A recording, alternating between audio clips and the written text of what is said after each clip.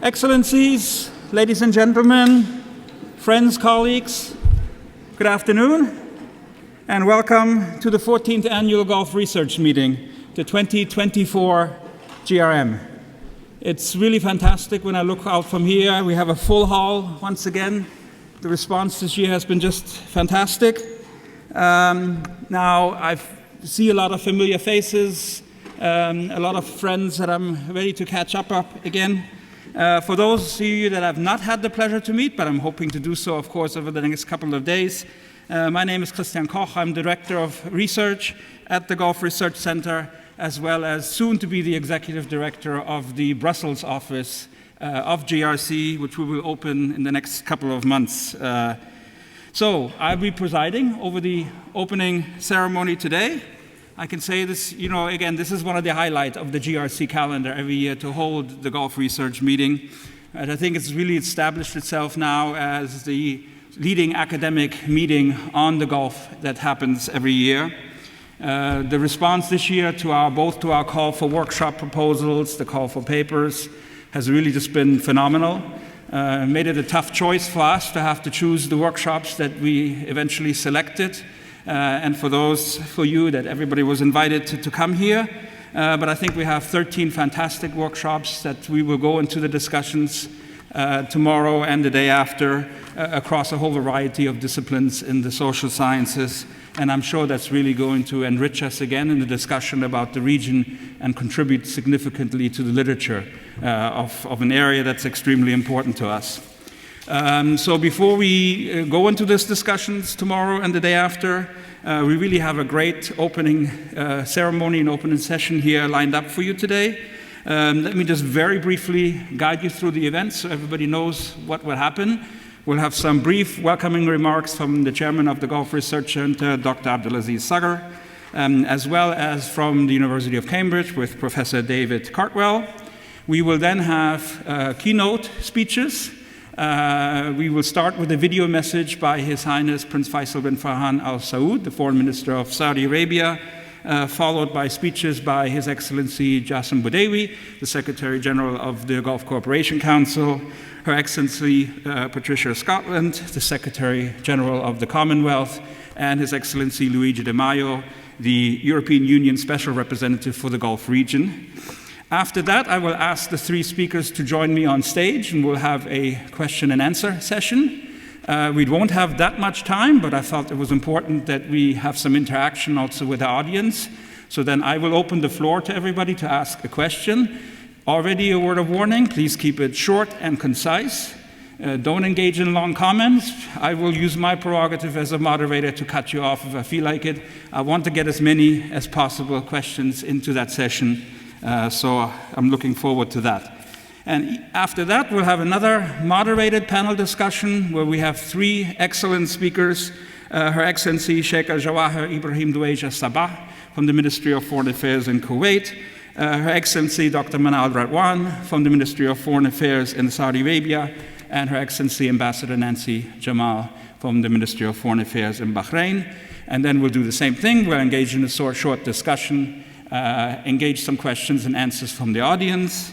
And if everybody sticks to their script, we can finish by 6 o'clock and then head over to King's College, where unfortunately, again, the inclement weather probably prevents us from taking the picture outside, but we already took care of that in any case.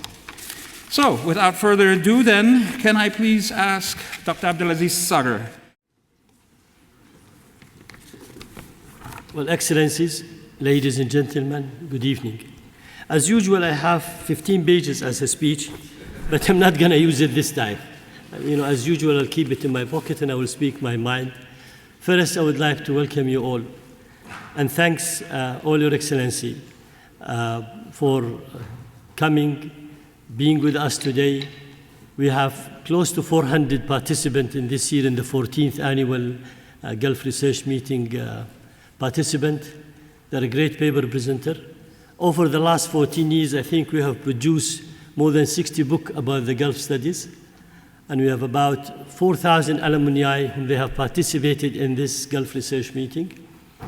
At the same time, I think we produce many of scientific academic research paper related to the Gulf region in the different topic.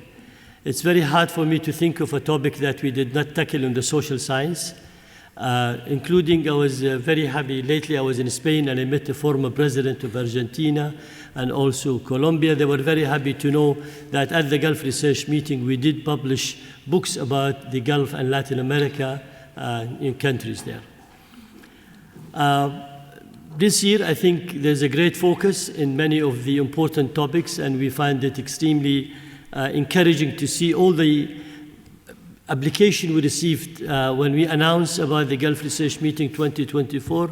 I think IMCO is here, he can correct me. We did receive 540 applications, with paper submission that people are interested to come and submit, their research paper and participate in this. Needless to say, because it's been done extremely well organized. My team are taking good care of that one, but also during all these 14 years, many of my good old friends that we started together, Ambassador Stewart, he's here today with us, Professor Yasser Suleiman, Dr. Abdullah Ba'aboud.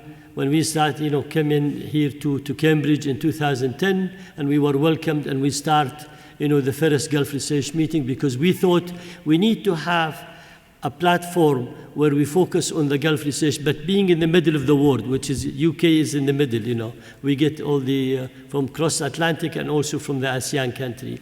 And luckily we have about participants from 83 countries, as I said, so they're all interested. Not all of them, they live in UK or even in Europe, but a lot of them, they come from different parts. The good thing is the number of researchers from the Gulf region has increased from a smaller number to almost 36% now. We have researchers from the Gulf participating. We are very thankful to the University of Cambridge for all the support, all the encouragement and the participation. Professor David has been very kind always in supporting and endorsing what we are trying to do.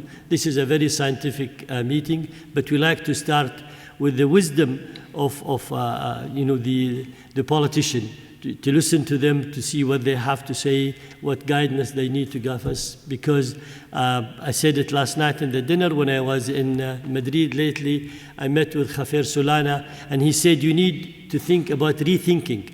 Rethinking because he said the world is different today. So I think we are going to go through a rethinking process of how do you wish to see our world. It's you, the academic, the scientist, the social scientist, that can look into the subject, think about it, think out of the box, come up with some interesting idea that we can take it back. The good thing is we publish, and we want to have a good quality paper to be published.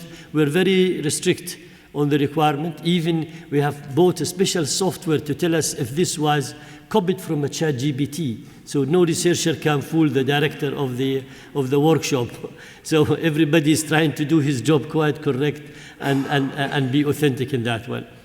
Welcome to Cambridge. Welcome to the Gulf Research Meeting. I'd like to thank you all for coming, and I hope, despite of the little rain that we will have, you will still enjoy Cambridge, and we will welcome you all for dinner after the reception, at 7 o'clock at the King's College, main restaurant.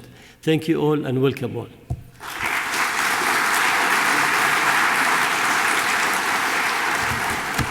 Thank you, Dr. Abdulaziz. Yes, the weather is part of the UK, I think, that we have to deal with.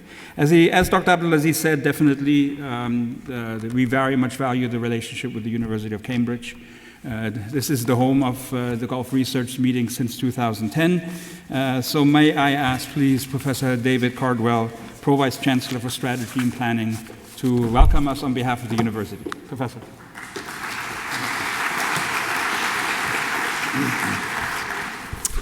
So very good afternoon, everybody. I should say that I have a collaborator in Riyadh, and she visits Cambridge for the rain, not because of it. So it gives me enormous pleasure to welcome you today to the Gulf Research Centre's 14th annual Gulf meeting. Goodness, I can't believe it's so many. I think this is the 4th time I've spoken to you, so I understand if you're getting a bit fed up with me by now. But I really feel I'm part of the establishment. I should say this is my last presentation to you, so I stopped being PVC in 2 months. I'd like to take the opportunity to thank Dr. Abdulaziz Sager for yet another invitation founder and chairman of the GRC, more generally for his contribution to this important initiative. Under your leadership, the Gulf Research Meeting has developed into the leading international research conference on the study of the Gulf region, showcasing the work of scholars from the Gulf and right across the globe, bringing together many voices and perspectives in one location. I personally have active research interests in collaborating in the Gulf region, and I'm a frequent visitor to the area, so I know it well. So it gives me particular pleasure to give this welcoming address. It's very encouraging to see such a wide range of eminent speakers and panelists contributing to this meeting. These hold impressively senior government and other officers from the Gulf states and the European Union. Only lack of time prevents me from welcoming you again, but you've already been welcomed, and I think you can be over-welcomed. But it's very kind of you to be here. There are some things that we need to comment on that we can't just ignore.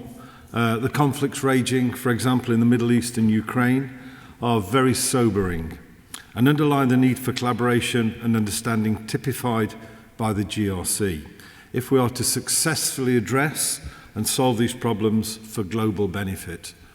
Some of these issues don't stop at boundaries. If one fails, we all fail.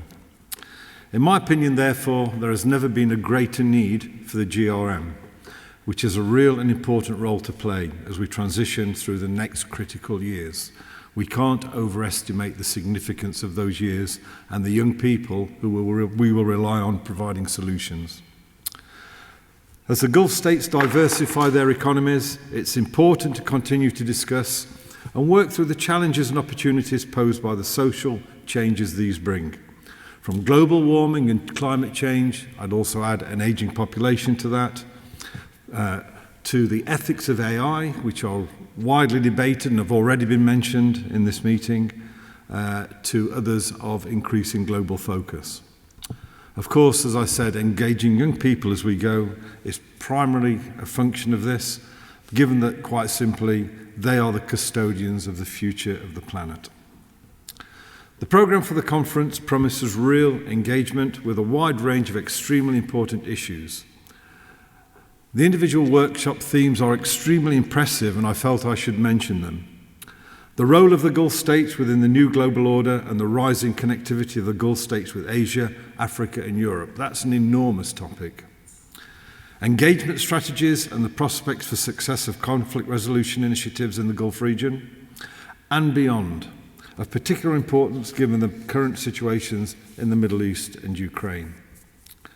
Energy transition and climate change issues in the Gulf states, as well as a specific focus on new models and systems for regenerative environments and communities.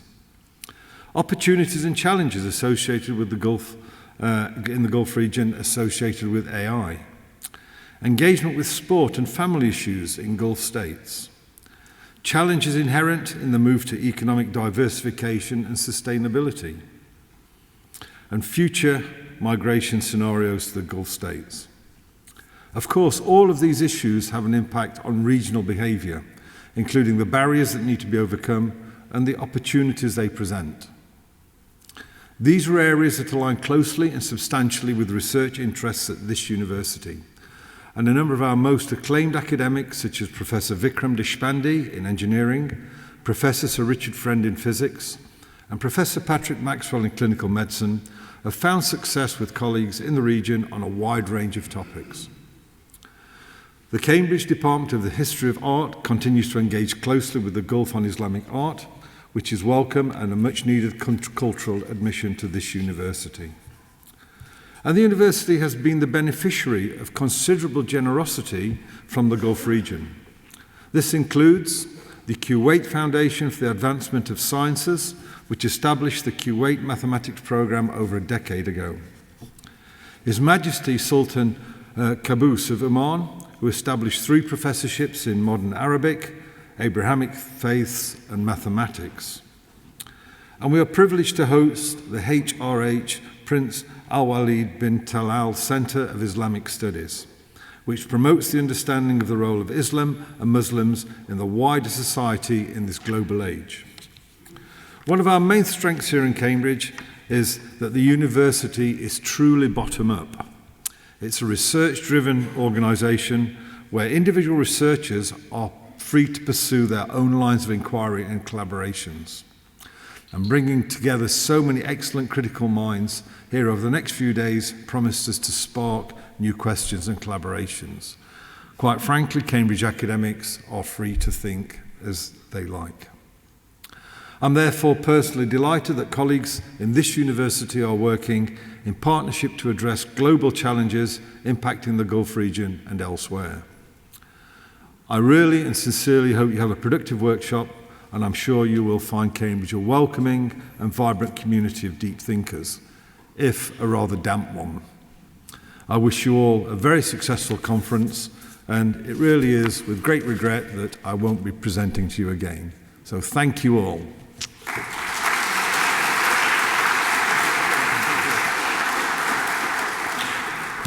Thank you very much, Professor Cardwell.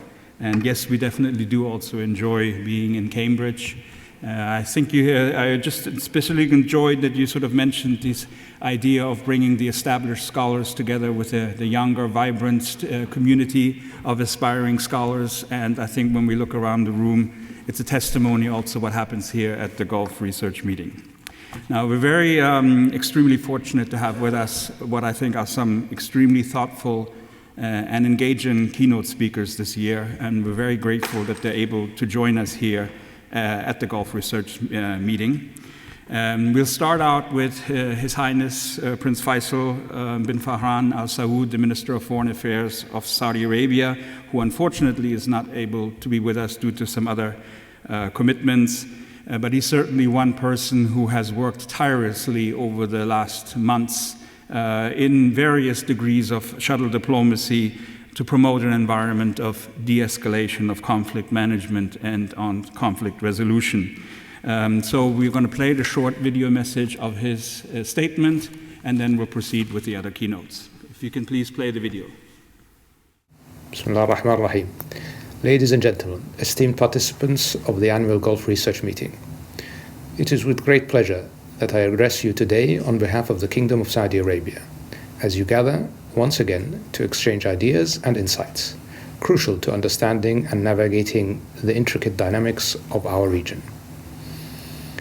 The Gulf Research Meeting stands as a beacon of intellectual discourse and scholarly pursuits, fostering a deeper understanding of the challenges and opportunities that shape our collective destiny. In a world plagued by uncertainty and upheaval, the rules-based international order must stand as a bulwark against chaos and conflict, providing a framework for cooperation and peaceful coexistence among nations. As we witness growing threats to this order, it is imperative that we reaffirm our commitment to upholding the principles of international law, mutual respect, and peaceful resolution of disputes. Today, more than ever, we must heed the warning signs of escalation and instability that threaten to engulf our region in turmoil. The spectre of conflict looms large, casting a dark shadow over our aspirations of prosperity and progress.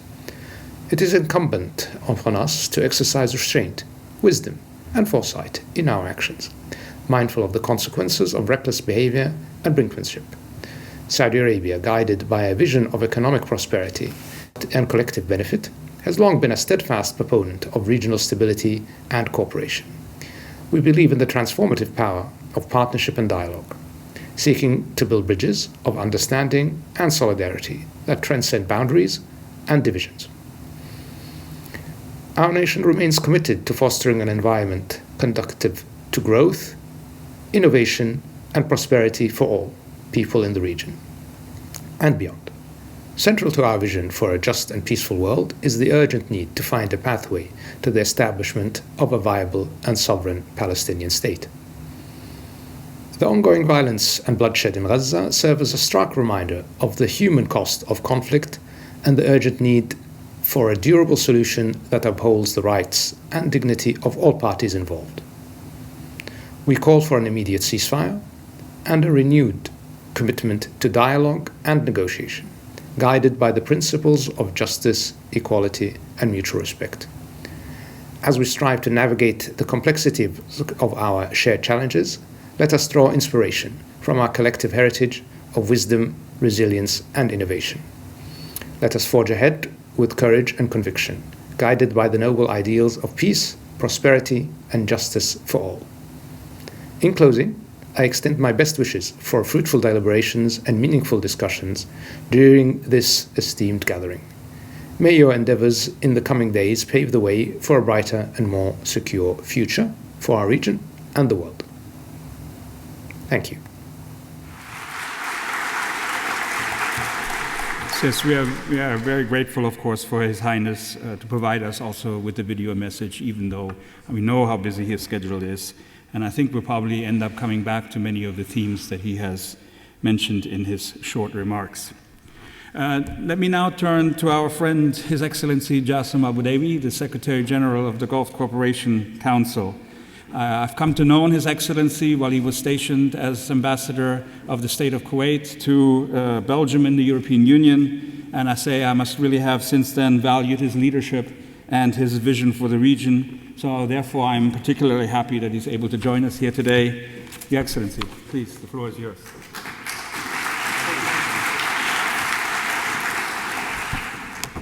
Dr. Abdulaziz, my speech is actually 15 pages.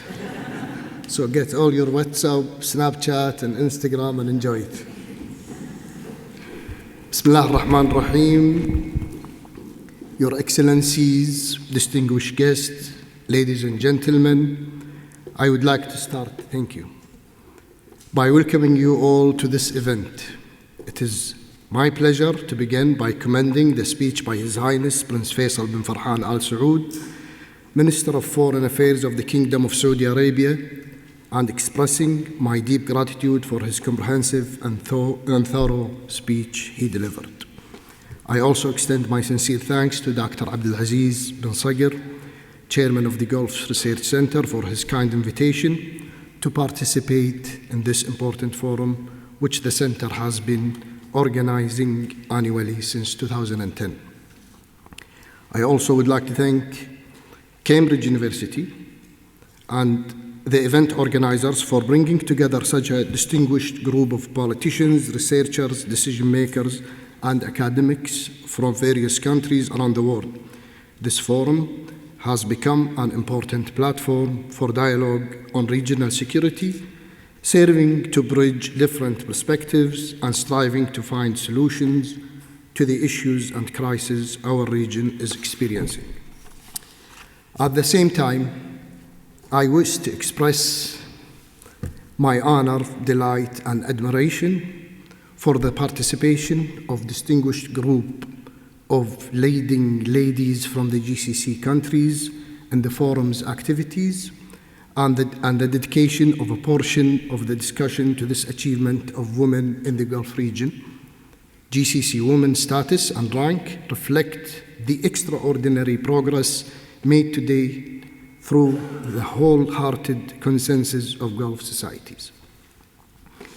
Ladies and gentlemen, this year's forum holds a special significance as it comes aimed the exceptional and difficult circumstances our region and the whole world is witnessing.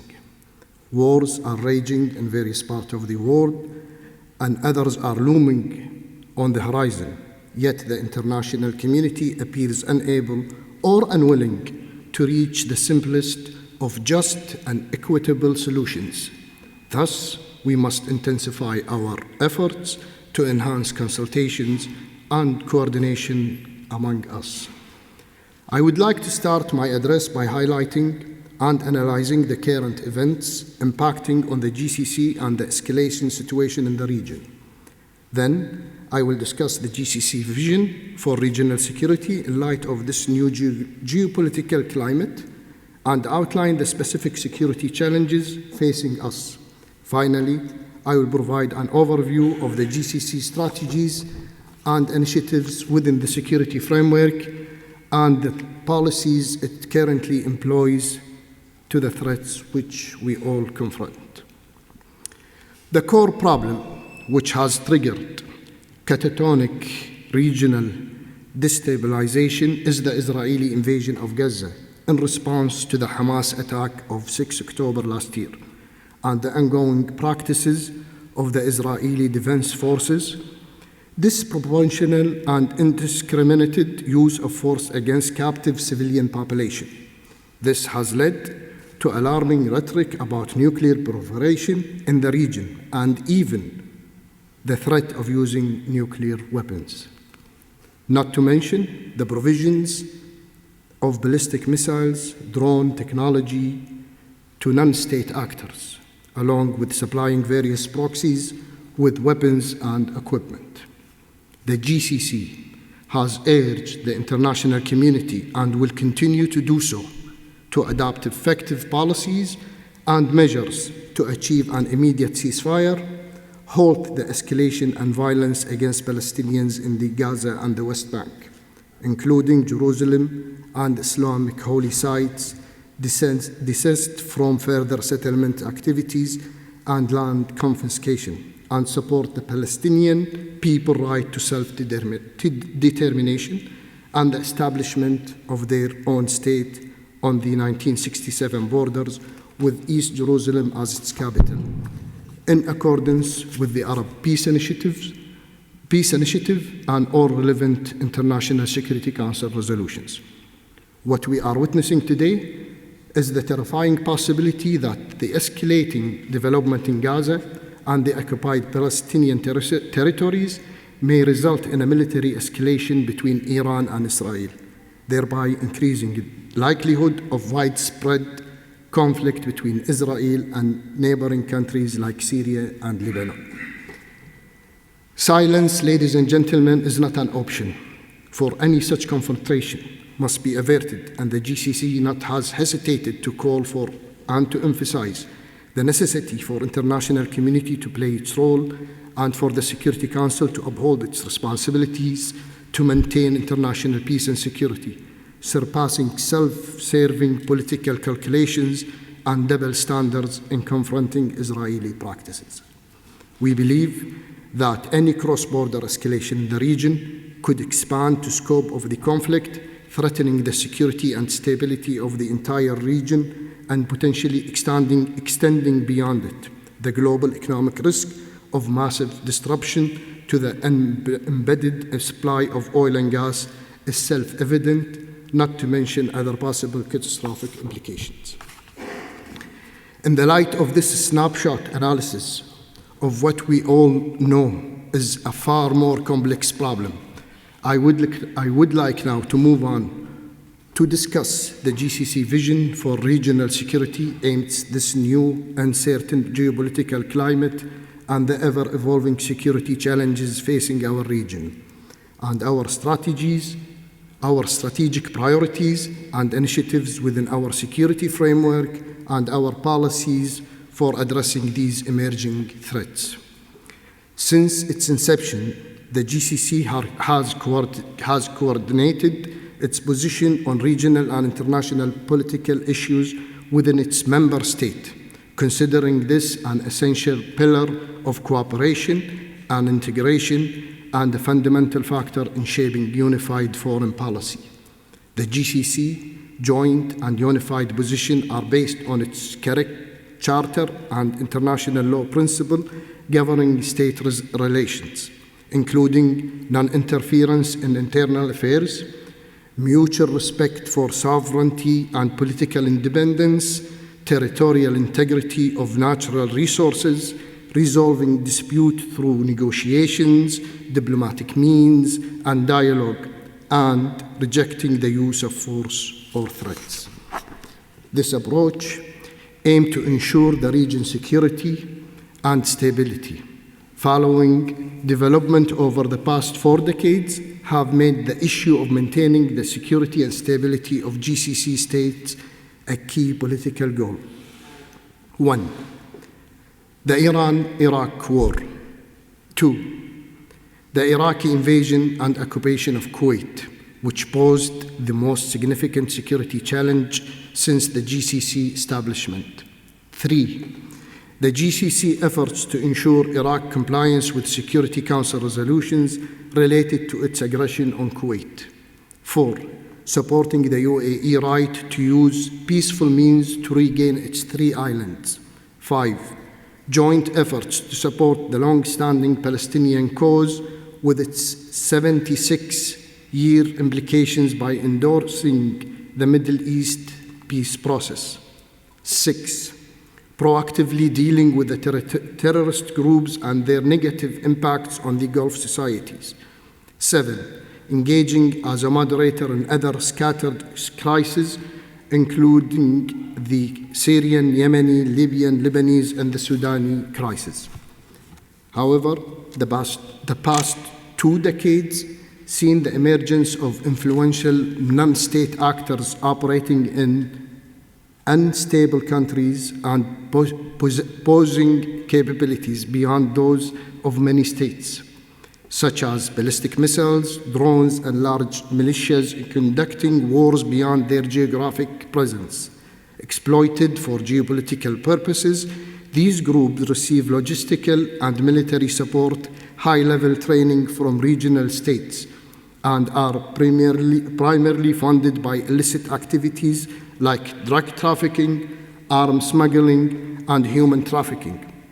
Their operations and military activities spread chaos and destruction, significantly impacting regional and global economic development and stability.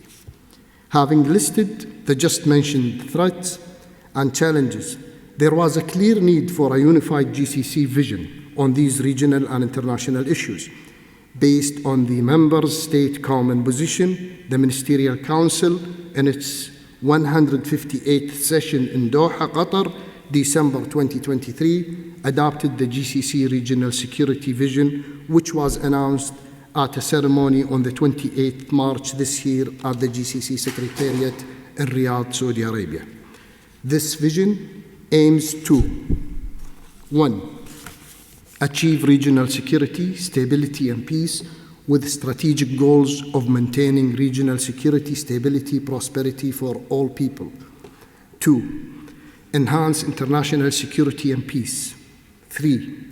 Build strategic relations and regional and international partnerships. 4. Ensure energy supply security and oil market stability. 5.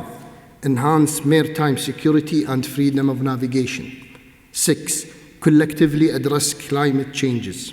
7. Secure and defend vital economic resources, creating opportunities for investment to enhance capabilities for development and progress, benefiting sustainable security, peace, prosperity, regionally and internationally. Ladies and gentlemen, the GCC Regional Security Vision is based on the principle that the security of a GCC state is indefensible, particularly aimed regional and global instability. GCC state security is linked by shared destiny principle based on the GCC Charter and the Joint Defense Agreement, stating, quote, any aggression against any of them is an aggression against all, and any threat to one of them is a threat to all, unquote.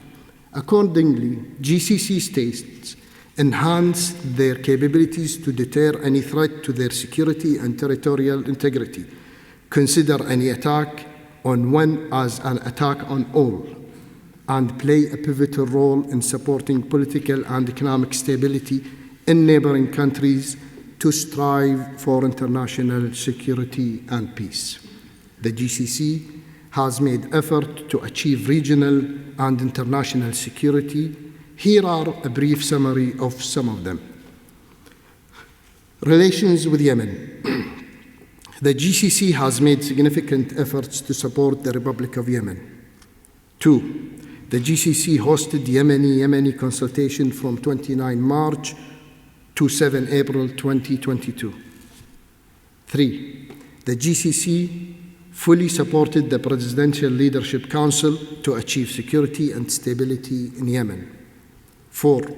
Kuwait hosted April 2016 Yemeni peace consultations under UN auspices to find a political solution and comprehensive agreement to end the Yemeni crisis. 5. Saudi Arabia and Oman continue to make joint effort by engaging with all Yemeni parties to revive the political process, leading to a comprehensive and sustainable political solution in Yemen, easing the suffering of the Yemeni people and achieving a ceasefire. These efforts are appreciated domestically in Yemen and by international states and organizations. 6. Saudi Arabia announced an initiative March 2021 to end the Yemeni crisis and to reach comprehensive political solution. 7. Oman is mediating to bridge perspectives between local and regional parties to stop the war. Now I move on to relations with Iran.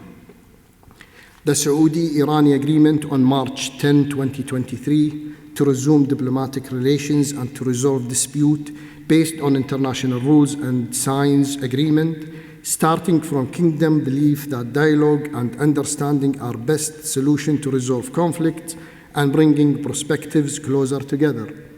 The agreement aims for regional stability and security, as well as the prosperity and welfare of all of the region and its people, and the GCC has supported this agreement. We move to Arab Joint Action. The hosting of the Arab Summit by the Kingdom of Bahrain in May 2024 continues and confirms the approach of the GCC countries and their belief that Arab cooperation continues, and their belief that Arab cooperation is strategic choice for achieving security, stability, and development for the people of the region. The distinguished Bahraini administration of the Manama Arab Summit played a key role in its success and achieving the goals of the joint Arab action. The Sudan file. 1. Saudi Arabia has a pivotal and important role as a mediator between the parties of the conflict in Sudan. Since the beginning of the Sudanese crisis, Saudi Arabia has worked with the United States to bring the conflict parties together, holding several rounds of talks in Jeddah. Saudi Arabia is now making real effort to resume negotiations and find solution to end the ongoing conflict. 2. All GCC countries have made contribution to aid Sudan, including the last effort by UAE, who committed $100 million in aid to support humanitarian efforts in Sudan, and neighboring countries, emphasizing the importance of international cooperation to ensure the safety and well-being of the Sudanese civilians. The Ukrainian-Russian conflict. Regarding the Ukrainian-Russian conflict, the GCC countries have played multiple roles in working to resolve this issue. The United Arab Emirates has led several exceptional negotiation rounds between Russia and Ukraine since the beginning of the crisis until the present time, the latest being in May this year, which resulted in several deals for the release of the large number of war prisoners from both sides. Additionally, Saudi Arabia hosted an international conference as part of the extensive efforts made to mediate in resolving the Ukrainian crisis. The Palestinian issue. Reviving the peace process in the Middle East to achieve the aspiration of the Palestinian people in establishing their independent state with East Jerusalem as its capital is the only way to ensure long-term security and stability in the region. Without this, the people of the region will not enjoy peace and prosperity, and this toxic political divide will remain a pretext for terrorist groups to carry out yet more attacks and recruit more disillusioned and disenfractured young people, surely something we all agree to reject. Therefore, the GCC calls for an international conference involving all concerned parties to discuss the Palestinian issue and reach a solution based on ending the Israeli occupation and establishing an independent Palestinian state and with East Jerusalem as its capital, in accordance with the relevant United Nations resolutions and the Arab Peace Initiative. We in the GCC are very proud of our active role in this issue including Qatar's continuous crucial role in direct negotiations between Hamas and Israel to achieve permanent ceasefire, deliver relief and humanitarian aid to the Palestinian people, and release all detained hostages on the other side. Regarding aid to the Palestinian people, the GCC countries have participated in reconstruction efforts in Gaza following repeated Israeli attacks over past years. In February 2009, they established the GCC program for the reconstruction of Gaza to extend a helping hand in rebuilding what was destroyed by Israeli war machine, committing over $1.6 billion in addition to various bilateral direct aid. The GCC, ladies and gentlemen, looks forward to the international community assuming its responsibilities to stop the war and quickly responding to the urgent need of the population in Gaza to ensure the delivery of relief and humanitarian aid. Your Excellencies, honored guests, all these contributions from the GCC country are with one aim in mind, namely to achieve security, peace, and stability, both in the region and in the world. We invite everyone to be part with us in this ambitious vision, aiming to create an atmosphere of friendly diplomatic relations based on respecting sovereignty and international law, resolving problems and disputes through negotiation, dialogue, and international arbitration mechanism, leading to settlement and resolutions. This is what we aspire to and work to establish. We are all partners in creating a safe and stable world where interests are shared rather fought for, and people come closer together rather than further apart. In conclusion, I express my hope that our efforts, all of our efforts, will be successful in contributing to lay the foundation of sustainable security, stability, and prosperity, both in the region and the rest of the world, of this fragile planet where we all, God willing, can live together in peace. Thank you for your kind attention.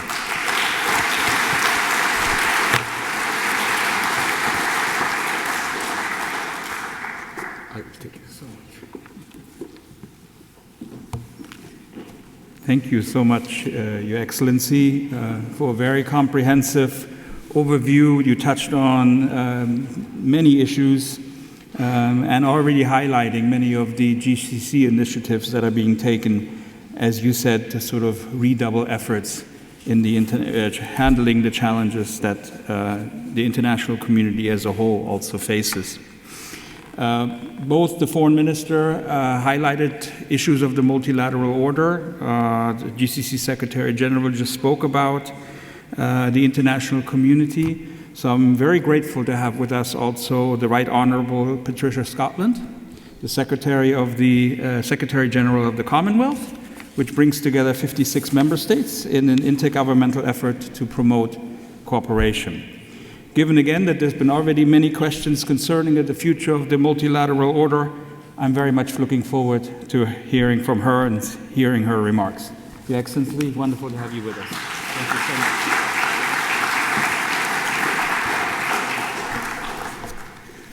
Your Royal Highnesses, fellow Secretary General of the GCC countries, ladies and gentlemen, distinguished guests, and esteemed colleagues.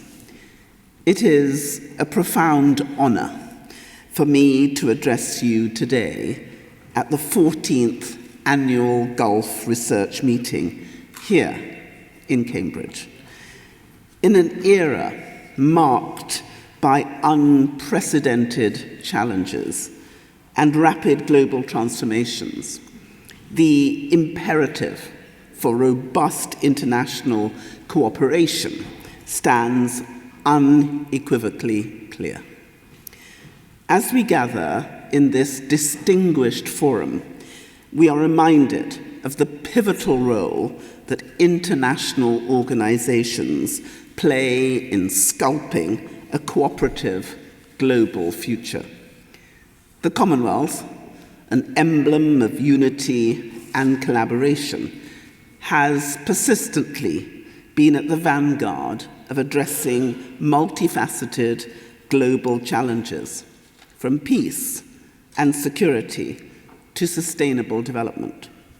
With 56 member states and a population exceeding 2.7 billion, 60% of whom are under the age of 30, the Commonwealth epitomizes the power of collective effort and shared values. For 75 years, our organization has been dedicated to fostering sustainable development, bolstering economic resilience, and ensuring environmental stewardship across our diverse membership. The Commonwealth's journey is a testament to the strength derived from unity and the shared commitment to advancing the common good. Recognizing the boundless potential of space technology, we embarked on a transformative journey with initiatives like the Common Sensing Programme in 2019. This pioneering programme leverages satellite data to enhance climate resilience and disaster risk management in small island developing states by providing critical information and technical support. Common sensing empowers nations to make informed decisions that derive and drive their sustainable development. And this initiative is a sterling example of how cutting-edge technology can be harnessed to address pressing global issues. Our commitment to the sustainable use of ocean resources is embodied in the Commonwealth Blue Charter. This visionary initiative unites member countries in a concerted effort to tackle marine pollution, protect coastal ecosystems, and promote sustainable fishing practices. And through collaborative action and shared responsibility, we strive to preserve the health of our oceans, recognizing their crucial role in well-being of our planet and the prosperity of our communities. In the realm of climate action, Common Earth Initiative stands as a testament to our unwavering dedication to environmental sustainability. This programme advocates for nature-based solutions to combat climate change, promoting reforestation, sustainable agriculture, and biodiversity conservation. By harnessing the inherent power of nature, we aim to create a more resilient and sustainable world, ensuring that the future generations inherit a planet capable of sustaining life in all its diversity. The Living Lands Initiative further underscores our commitment to sustainable land management by supporting projects that combat desertification, restore degraded lands, and promote sustainable land use practices. We endeavour to enhance food security and livelihoods whilst safeguarding our precious natural resources. This initiative represents our holistic approach to sustainability, recognizing the interdependence of ecological health and human well-being. Our Clean Ocean Initiative addresses the critical issue of marine plastic pollution with resolute determination. Through this programme, we collaborate with member states to reduce plastic waste, promoting recycling, and implement stringent policies to protect our marine environments.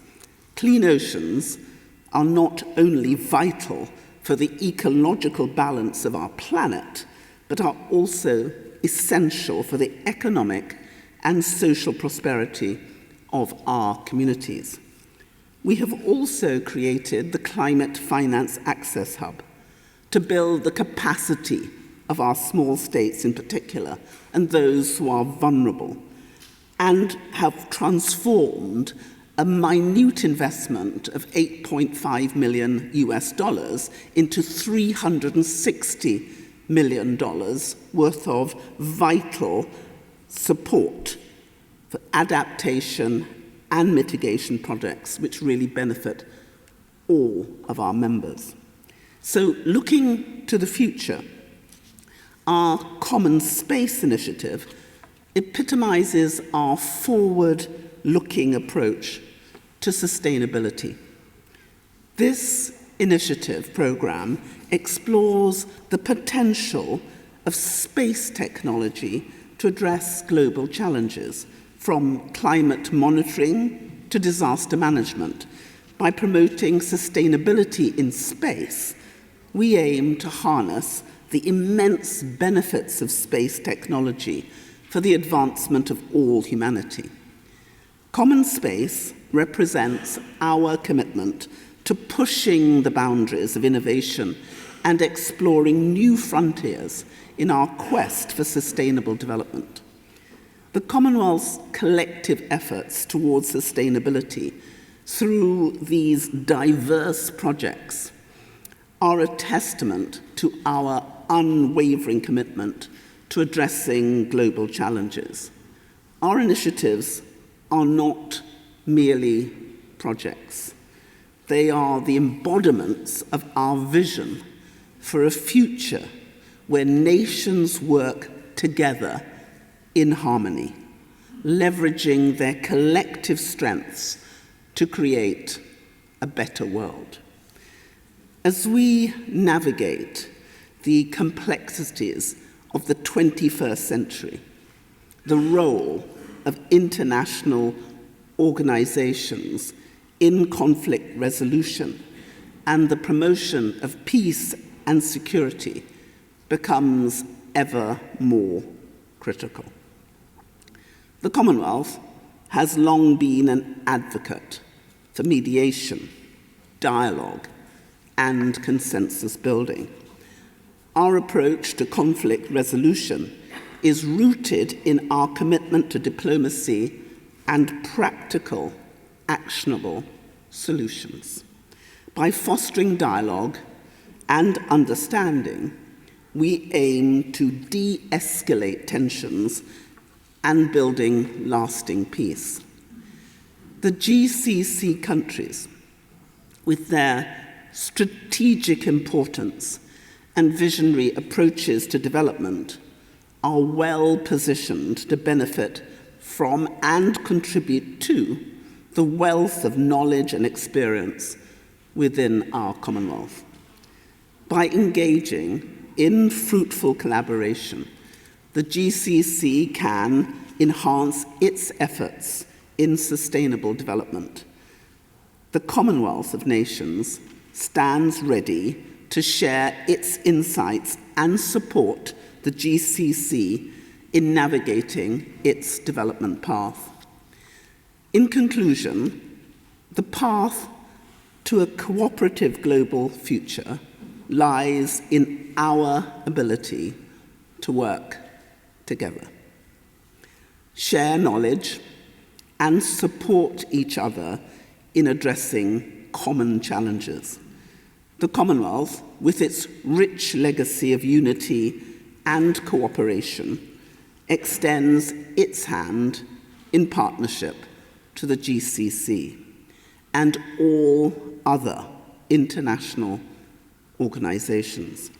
Together, we can build a more sustainable, more peaceful, and more prosperous world for all, if we choose.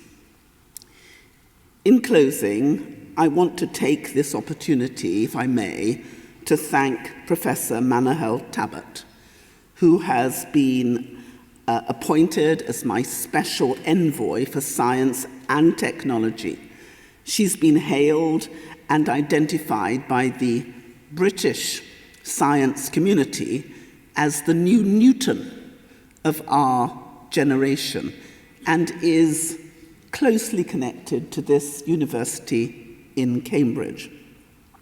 She is a quantum mathematician par excellence, but she's also a daughter of your soil, the Kingdom of Saudi Arabia. And I want to thank her for her invaluable contribution to the Commonwealth. She has been instrumental in providing us with more than 10,000 pages of data, vital data analysis in the SDGs, in digital, in green economy, and in AI. That data is the cornerstone which we will use to build peace, to build security, and to better understand the challenges we face. And this really will be the bedrock which we will craft the solutions for the future. She is the reason I am here, and I'm sure you will want to join me in thanking her as I now thank all of you for inviting me.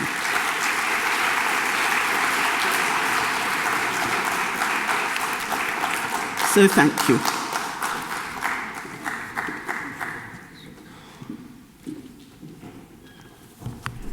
Thank you so much, Your Excellency. Very inspiring words. And again, the focus on all issues related to sustainability, also something that we want to come back on. One of the more key relationships, of course, for the GCC countries is also that with the European Union. Since a little bit more than 2 years now, we have a new sort of policy initiative in the strategic partnership with the Gulf region. And this has one key dimension, which is for the first time that the European Union has named a special representative for the Gulf region. And I'm very happy that His Excellency Luigi di Maio is here with us as the EU SR today. I know that you are working tirelessly as well to promote a better relationship. You told us last night at dinner you spent 3 weeks a month in the Gulf region. So that is definitely a lot of effort.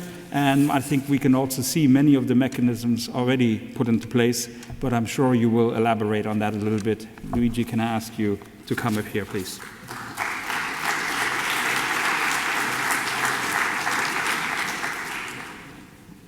Thank you very much. And dear Secretary General of the Gulf Cooperation Council, Jasem Albudaiwi, Honorable Patricia Scotland, dear Abdulaziz Sager, dear Professor Cardwell, and dear friends. It's such a great pleasure to share with you today the privilege of opening here in Cambridge the 14th annual meeting of the Gulf Research Centre. The UK is going through significant changes in political leadership. The same is happening on the continent after the June elections for the European Parliament and the transition to a new EU institutional leadership. Presidential elections are coming in the US, and the whole world around us is fundamentally transforming. It looks way too different from such a peaceful and inspiring setting such as here at the Cambridge University. So let me first of all warmly thank our good friend Dr. Sager, dear Abdulaziz, and the Gulf Research Center for bringing us here in this quiet environment, creating this protected space for reflection, debate, and dialogue. We are too often hijacked by the political and diplomatic urgencies of the moment, and it is always fundamental for the quality of our diplomatic decisions to have the strength to take a step back, looking at the wider picture. And this is why it is so precious to have such a great board and expertise for understanding the further developments on the relationship between the European Union and the Gulf. It is more than 1 year now since I started my mandate as the first ever European Union Special Representative for the Gulf region. And I'm very optimistic about the overall trajectory of the emerging EU-GCC strategic partnership. It has the immense potential to generate trust and solutions for the sustainable peace and prosperity in our two regions. We achieved already some encouraging results at the bilateral level over the last few months. Harmonizing Schengen visa regimes to 5 years for all the GCC countries concerned, launching the first EU-GCC structured security dialogue at senior officials level, inaugurating the first European Chamber of Commerce in the region, and bringing together for the first time young diplomats from EU and GCC countries in a dedicated joint diplomatic training and leadership program. I was particularly happy and privileged to facilitate on behalf of the European member states and the High Representative Borrell the first EU-GCC high-level forum on regional security and cooperation in Luxembourg at the level of EU and GCC foreign ministers on April 22nd. The idea was to create a protected space for informal and open discussions between our foreign ministers. It is a unique exercise for the EU, and this already shows how far we came in the EU-GCC relation. The maturity to discuss frankly our shared understanding as well as our differences makes us stronger. And I can certainly confirm how much strategic convergence we currently see between our member states when it comes to the regional security issues. I attended the presentation of the first GCC vision on regional security in Riyadh back in March by the GCC Secretary General and the representatives of the GCC countries. I cannot express how impressed I was to see once again how much EU and GCC shared the very same principles for a new logic of regional security and cooperation in the Gulf, including territorial integrity or good neighborly relations. The various regional normalization processes initiated in the last years by our GCC friends are the best evidence of how serious they are about their ambition for a sustainable peace in the region. And we, as European Union, are fully supportive of their visionary endeavors. But our challenge is to catalyze this principled and strategic political convergence into concrete actions that are able to save innocent lives, preventing war, bringing about sustainable diplomatic solution for lasting peace. It was already mentioned even by His Highness Prince Faisal, the human tragedy of October 7 terrorist attack and of the ensuing war in Gaza. There are different views on how to address the Gaza crisis, not only between the EU and the GCC, but also within each of the two blocs. However, we have the same goals: to immediately stop the loss of lives and the humanitarian tragedy, including all the hostages, to make irreversible progress towards a two-state solution as the only sustainable political solution that prevents such tragic events, and to prevent the very serious risks of a regional military escalation. Iran's direct and open attack against Israel back in April gave us a clear sense of how rapidly things could unfold in the most unpredictable way.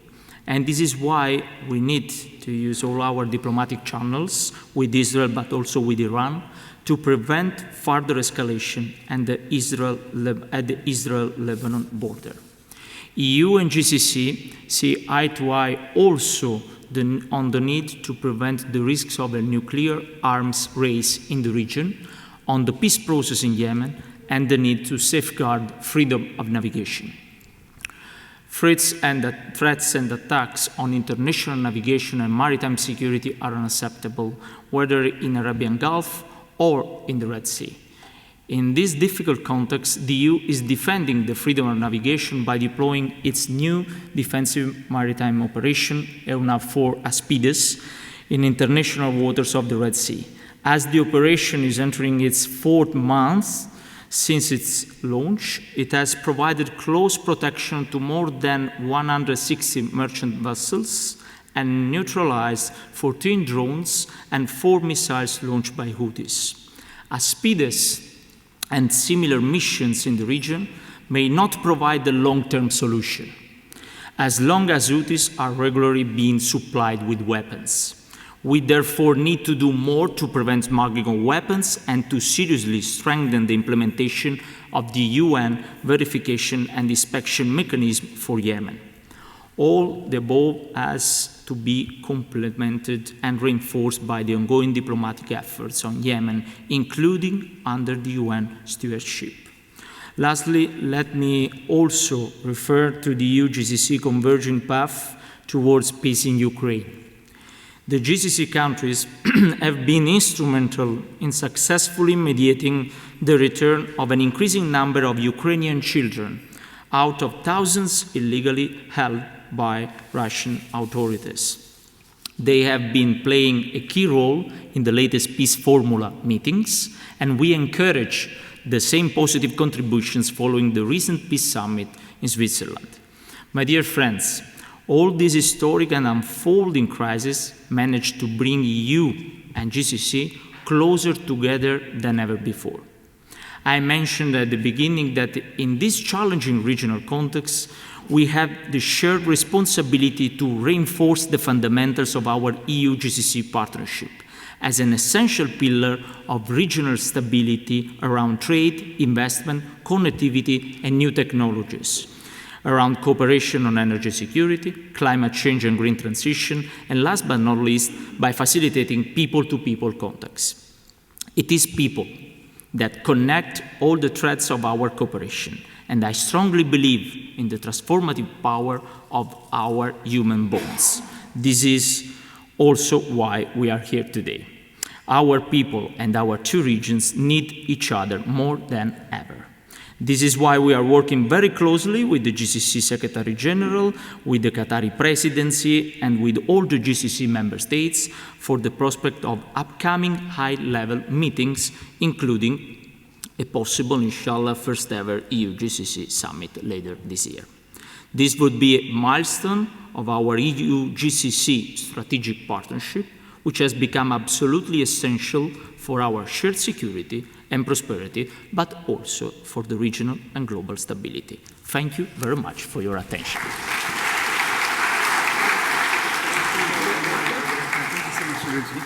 Thank you so much, very much, again, on this issue of the EU-GCC, something we come back. If I can ask His Excellency Jasem Albudaiwi and Her Excellency Patricia Scotland to also join me here so that we can have a brief question and answers. After three really excellent, I think, introductory speeches, I wanted to have the chance just to engage with everybody and give an opportunity. We'll do a short round of some questions and answers. So if you have a question, please raise your hand, and I will take a round maybe of 5-6 questions, and then I will return to our panel. Let's try to do this in about maybe 20 minutes or so, given the timing that we have. So please, the floor is open. Who would like to come in with a question, if anybody has here? I see one over there, please, on the left side. Just wait for the microphone to come down. They're coming now so that everybody can also hear. Is there any attempt to revive the Peninsula Shield Force again to lessen the security threats against the Gulf country? Great. Why do almost all the GCC countries build up an indigenous defense industry initiatives rather than building the industry together? Diana Galeyeva, Oxford University. My question to Your Excellency Patricia Scotland. Thank you so much for sharing important ongoing project of the organization. And I know that there were a lot of discussions about reforms of the organization, including of welcoming new members. And from 56 member states of Commonwealth, almost, to my knowledge, 46 small countries, small states. And as we know, most of the GCC countries also small states. So do you consider any opportunity that the Gulf countries, GCC countries, will join the organization? Thank you so much for your attention. Hi, am I audible? I will speak slowly because I will not want to face the situation. So one of the biggest issues in the GCC countries is that they are deficient in labor force. And almost 80% of the labor force in GCC countries, they are migrants from different parts of the world. So my question, my humble request is that why not have some kind of dialogue between these labor receiving countries in GCC countries and labor sending countries, so that it can be a win-win situation both for the receiving countries as well as the receiving countries, sending countries and receiving countries. Because I come from India, South Asia. Almost majority of the migrants are not only South Asia but also other parts of the world. So my request is that so that some kind of dialogue can be held between the migrant sending countries and the GCC migrant receiving countries, so that it can be a win-win situation for both these countries. Thank you, everybody. Is there also a question on Europe for Mr. Di Maio, the gentleman there in the white shirt in the middle? Thank you. Yeah. I had one question about hydrogen and green hydrogen. I know the EU is involved in that also, so maybe if you can bring us like the latest details on that. Okay, I'll take one more, and that's the lady right here in the middle who has her hand up.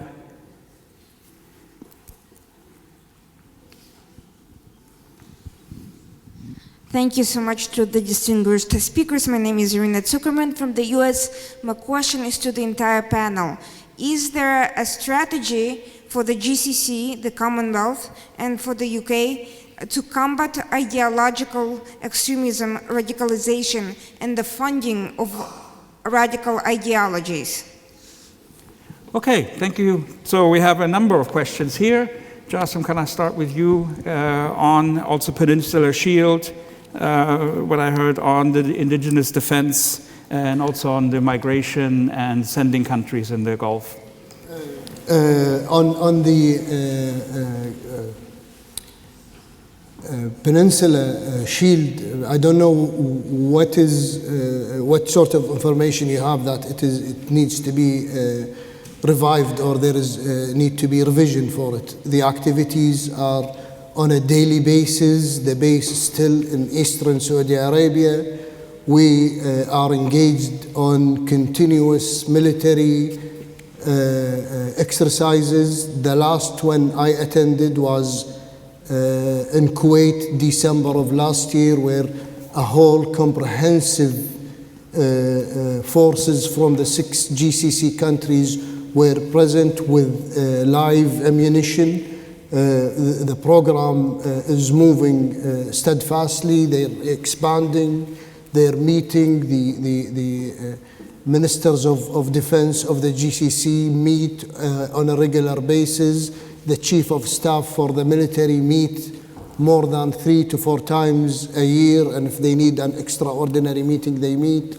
Believe it or not, even during the Gulf Rift, the military cooperation was still continuing. So we're very proud of what we have achieved. I am, as a Kuwaiti, I will never ever forget what the Desert Shield has done to liberate my country, and we are extremely proud of the work of the Desert Shield. Your question on military industry.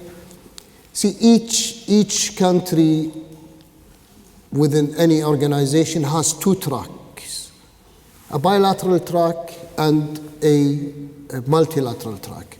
And each country has its own vision that it implies, or it moves forward through a bilateral track or within its regional organization or in the international community. I am sure that there are dialogue on the military industries discussion. We are 43 years old. We are still learning. We are still growing. It could come. I've heard that there are discussion and dialogue that we might do a joint project. I know countries are doing bilateral dialogue on industries. It is on the list. It will come one day, and you will hear about it. There are still not only military industries. There are also other aspects that we need to work on a collective matter in the GCC, and one of which is the military industry, I think. Should I finish the on? Yes. I really did not get your questions very well. I'm assuming that you are advising that GCC countries engage in a dialogue with countries that have the expats from.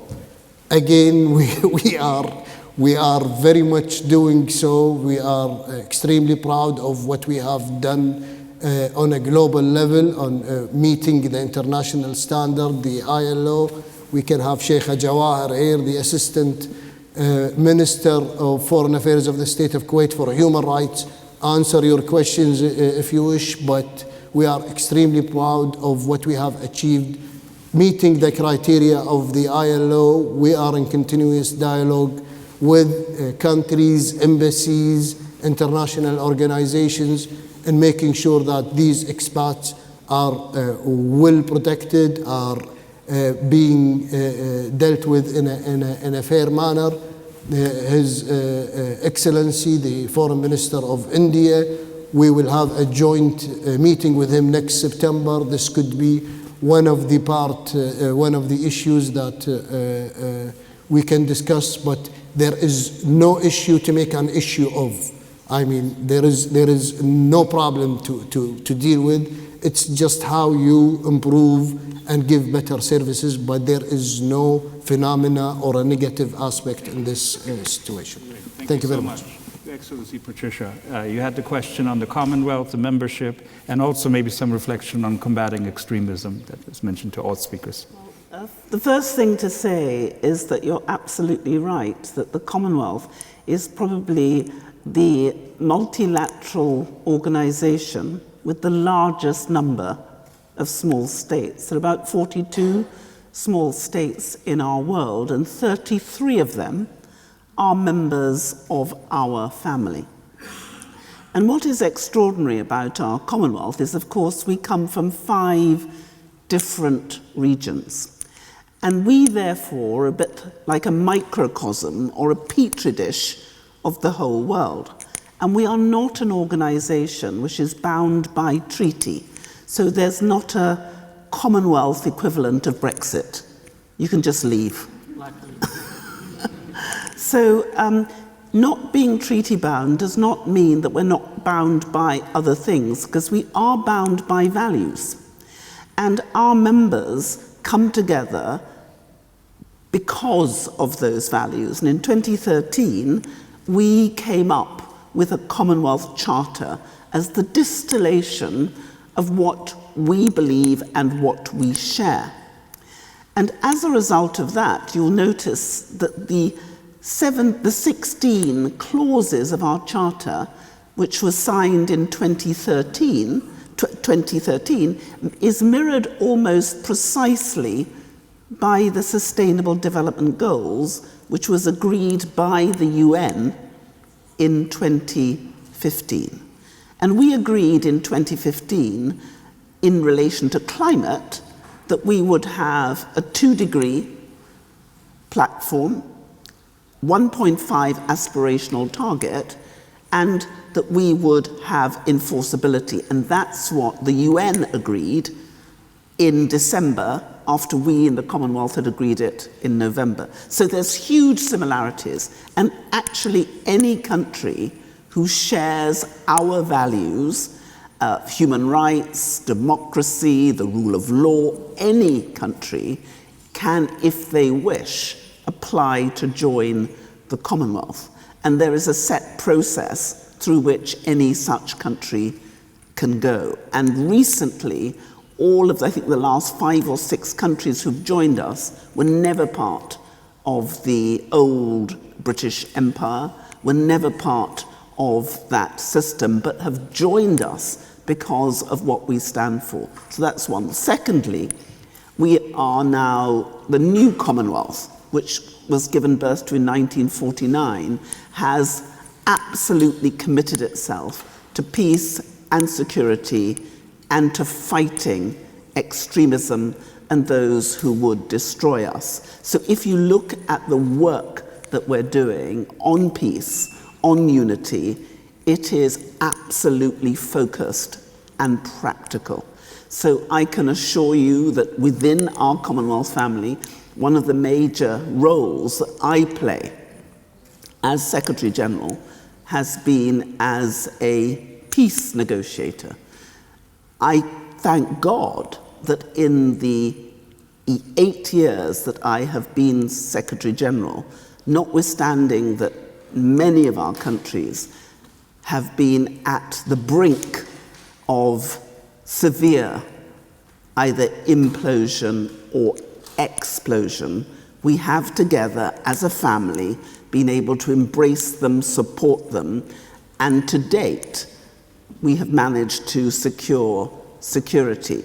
Only one country who had only just joined us, and that is Gabon, who was, of course, a Francophone country, has had a coup.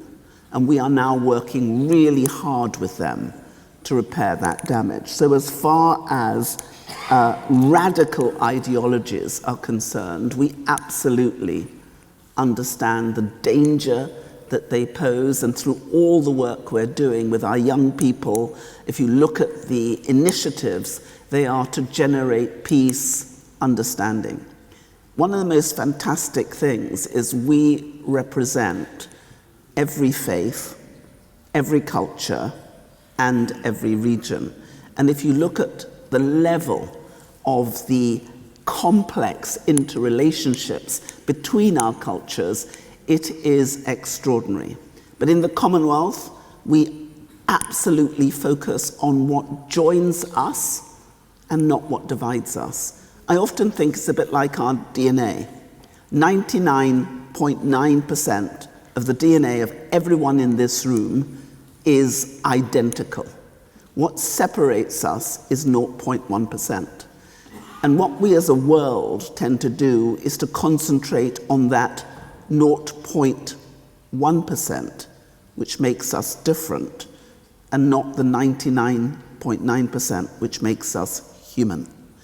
What we in the Commonwealth do is we concentrate on the 99.9, and where we cannot agree, we disagree well and peacefully. Now that is a methodology that has worked for us for 75 years, but I think it can also work for our world, and there's nothing more important than us coming together and finding the solutions that we need. Multilateralism has never been more needed than it is today. And this meeting is hugely important because you have on the same platform Europe, GCC, and the rest of the world.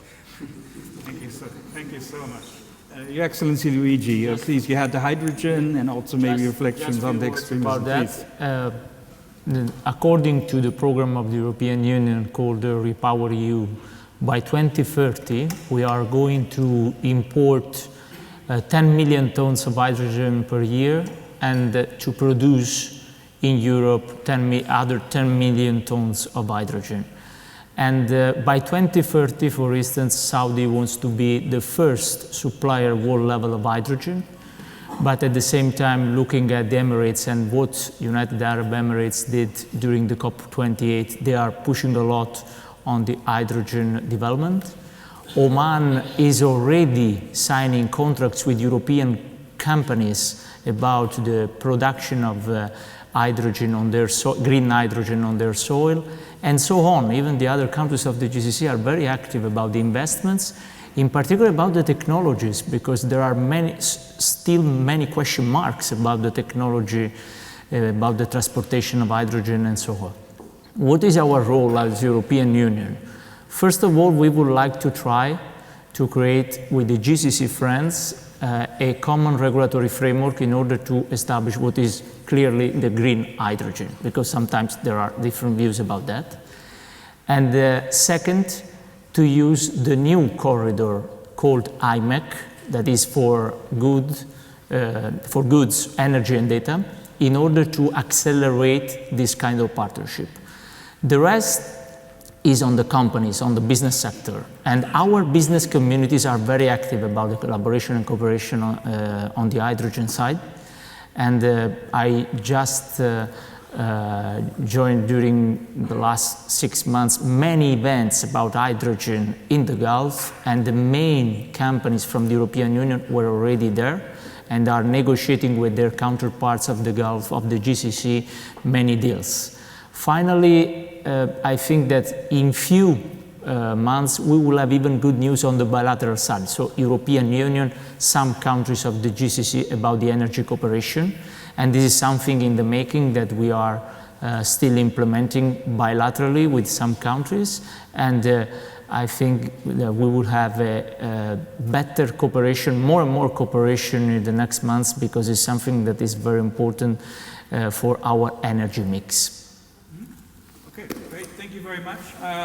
I know that the time is pushing. Please join me in thanking our speakers for really 3 excellent presentations. And we're very grateful that you were able to be with us. So thank you so much. We will now move to a second part of our program, and really it's my honor and pleasure. 3 fantastic individuals will join me here on the stage for further discussion. We have with us Dr. Manal Radwan, Senior Advisor to the Minister of Foreign Affairs of the Kingdom of Saudi Arabia, focus on Iran and on regional security. Ambassador Nancy Jamal, who is Chief of the Strategic Affairs Sector within the Ministry of Foreign Affairs in Bahrain, and Her Excellency Sheikha Jawahar Ibrahim Dueja Sabah, Assistant Foreign Minister for Human Rights at the Ministry of Foreign Affairs of the State of Kuwait. If you could please join me here.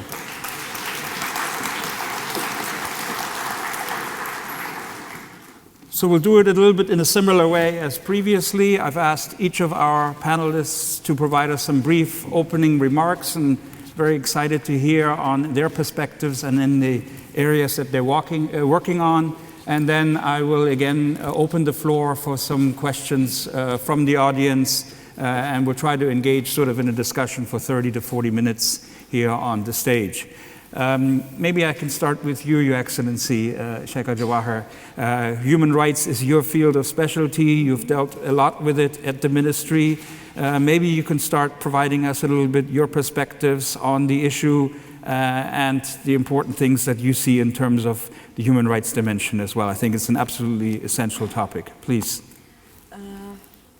At the beginning, I would like to extend my gratitude to Dr. Abdulaziz Sager, the chairman of the Research Center, and his team for convening this meeting. And it's a pleasure being here discussing the human rights issues and Kuwait foreign policy with such a great audience. Regarding the human rights, you mean human rights in Kuwait or human rights in general? In general, and your work, how you have approached the issue and how you are dealing with it. I think that would be an interesting aspect. To start with, of course, the International Committee all agrees on the Universal Declaration of Human Rights, and that's where we always start. And the other international agreements and Convention on Human Rights, which each of the countries signed and ratified on. Regarding Kuwait, as you know, we are a party of 7 out of 9 of these conventions and international conventions and agreement on human rights. Human rights in Kuwait, as you know, especially speaking on women, if I may. Please. Yeah. Women rights in Kuwait nowadays, if you can see and notice, we had a lot of progress and achievement. If you can, or people who are following the news in Kuwait maybe can notice that the Kuwaiti women in the labor market reaches 64%, and this is the largest percent that we reach since we joined the labor market. The most significant things that I would like to highlight on is the number of the Kuwaiti diplomats in the foreign ministry. We this year reached 144 out of 517 diplomats, which is 22%. 2 minister assistants, I myself and my colleague Tahani Nasser, she's the minister assistant for legal affairs, and the 2 ambassador in Washington DC, ambassador in Canada. The other very important achievement, the oil sector. And everyone here knows how the oil is vital and important for not just Kuwait, but for all of us. And the female Kuwaiti engineer reaches 54% of the total engineer. Plus, more than 14% of the chairman of the subsidiary oil company are chaired by women. The other field that I always highlight is the women in the police sector. The number of women police sector in Kuwait has been doubled. And just last week, we celebrated with them appointing 10 leader women in the Ministry of Interior. In addition to that, women in the finance sector, women reached 26% of that sector, and in Forbes list we have 8 women influence or 8 women leaders in that field. And if I say that the first bank in Jordan to be led by a Kuwaiti woman, which is Sheikh Dana Nasser, imagine in Jordan, not just in Kuwait, they have the first female chairman in the Kuwait-Jordan Bank. In addition to that field also, we have the women in the jurisdiction. We have the woman judge in Kuwait reaches 15, and the general prosecutor reaches 78 prosecutors. Nowadays, everyone is focusing on the Olympic, which will be started very soon in Paris. Yes. And I'm very honored to share with you the number of the Kuwaiti sportwomen will be joining there. There are 4 in different sports out of 10 Kuwaiti participants. So these numbers I wanted to highlight with you today. Fantastic. No, thank you so much. I mean, this is really important to have this kind of information, especially also in your sectors of the society that you have not in the past sort of dealt with, the oil sector, the police forces. Of course.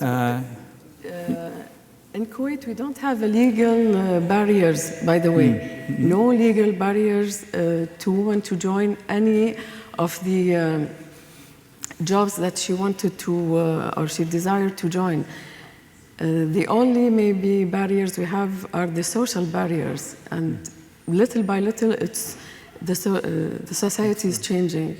Wonderful. No. Yeah. And I'm glad you mentioned the Olympics, because, I mean, as part of the lineup this year of the Gulf Research Meeting, we also have a workshop on the issue of sports. So that will also be something that we're dealing with. For the first time, the Olympic, as they announced, they reached the gender parity for everyone. So this is first in history. Fantastic. No, thank you so much for the introductory remarks. Ambassador Nancy, maybe I can turn to you. I know you have a huge number of portfolios that you are dealing with, counterterrorism, extremism prevention, counter-terrorist financing, anti-money laundering. Now, His Excellency, the Secretary General of the GCC, spoke earlier about the extremist threats. Maybe I can just have your reflection a little bit on these issues, on the achievements and the gaps in terms of regional efforts to counter those threats. The microphone should be working. Yes? Try it. Does it work? Can anybody hear me? Yes? Yeah. You'd think someone who is responsible for so many offices and portfolios would know how to use a microphone, right? But no, unfortunately that's not the case, obviously. For those of you that are here, I could start off with thanking Dr. Abdulaziz and everybody that's organizing this place, but I need to also thank everybody that's here. I want you to know that I was one of the people that used to attend in 2010. And I was much younger then, and I've tried to come back over the years to ensure that I remain in touch with everybody that's interested in the region, in the politics of the region. And over the years, I've made so many friends that have supported my career and where I am today, and have supported the way that I think as well. And that's what I wish for you as well, to make friends and to ensure that you benefit out of this meeting, and I hope to see you in future years as well. Now, how do I start? It's very difficult to be sitting on a podium or on the stage and speaking to reporters or speaking to people, counterparts. But what is more difficult is talking to researchers and speaking to students because they have all these other ideas that are, I'm sure they're going to be holding me against later on. I think, just to keep track of time, I would like to get, number one, I need to mention that the Gulf region has always been at the forefront of the global move to counterterrorism, which is really my field. Counterterrorism, counter-extremism. If I go back to 1991, where on the global stage, nobody was really thinking of, it was the time of the Cold War, nobody was really thinking of counterterrorism, and it happened right after the invasion of Kuwait, where Bahrain signed a defense cooperation agreement in October 1991 with the United States. The purpose of this at the time was to preposition material and forces and give access to facilities, obviously to protect the region. We move along the years, and in 1995, we see the NAVCENT, the 5th Fleet of the United States, was reactivated and was brought to be headquartered in Bahrain. And this is, the 5th Fleet did not take part in the supporting what was going on, Desert Shield, I think at the time in Kuwait. It was actually the 7th Fleet that was working at the time. But because of the growing need and the challenges on our sovereignty and within our area, there was a need to have more support from strategic partners. In 1997, we had the Arab strategy for counterterrorism. Now you can imagine that at that point in time, really nobody was talking about terrorism. Yes, they were talking about criminal activity, they were talking about issues of defense, they were talking about the Cold War, but it was the Arabs really that were considering the need for a strategy to work together to protect the region through a unified strategy in 1997 that was later relaunched in 2015 to solve current challenges and to address the challenges that had emerged. In 2002, we saw the Gulf strategy for countering extremism that resulted in terrorism. And this is really interesting because extremism was never really something that the world was really interested in. It was the Gulf region that was talking about the gaps in ideology across the world that would be creating a threat for our region and beyond. And it was the GCC that actually decided to create this Gulf strategy for counterterrorism to work together. It resulted in 2004 with the Gulf Strategy for Counterterrorism, because extremism obviously leads to terrorism, and this is the concept that we work on in the region. Beyond that, in 2014, we saw the Gulf Joint Security Agreement that was signed, that was later responsible for the different working groups that go on till today. We have, in 2014, something very important happened to the entire world. And this is, I think, the point where everything changed, where the entire world sat up and said, oh my God, extremism that leads to terrorism. And that is through what? The rise of Daesh.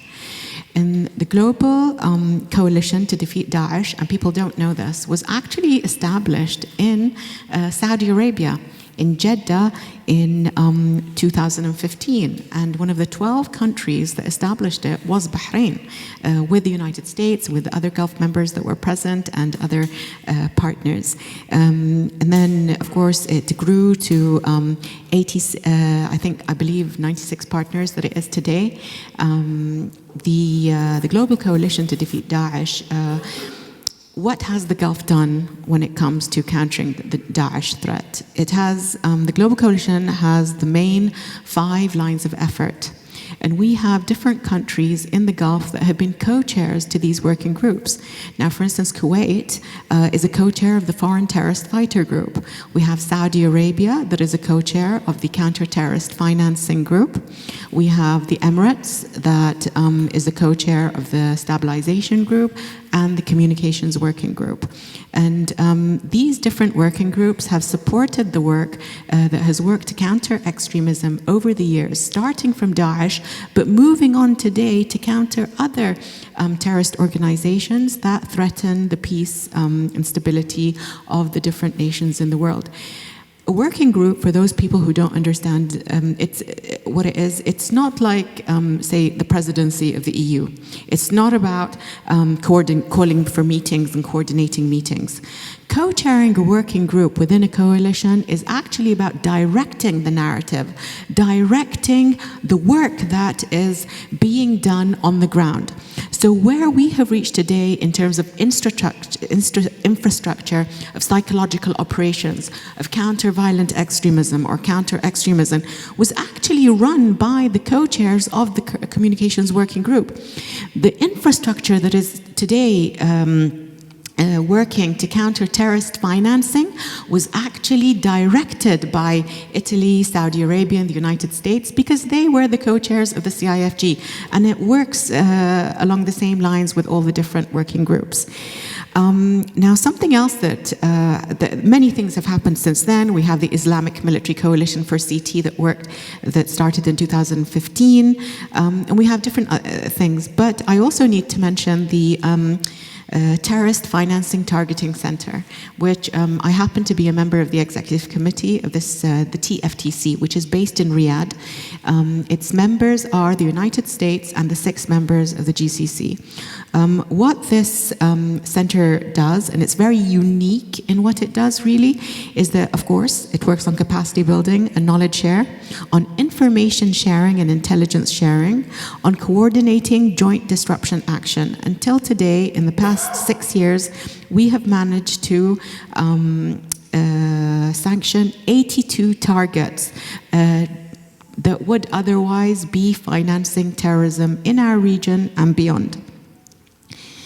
Do I have time, or shall I stop? If you can wrap up. Yeah? Okay, so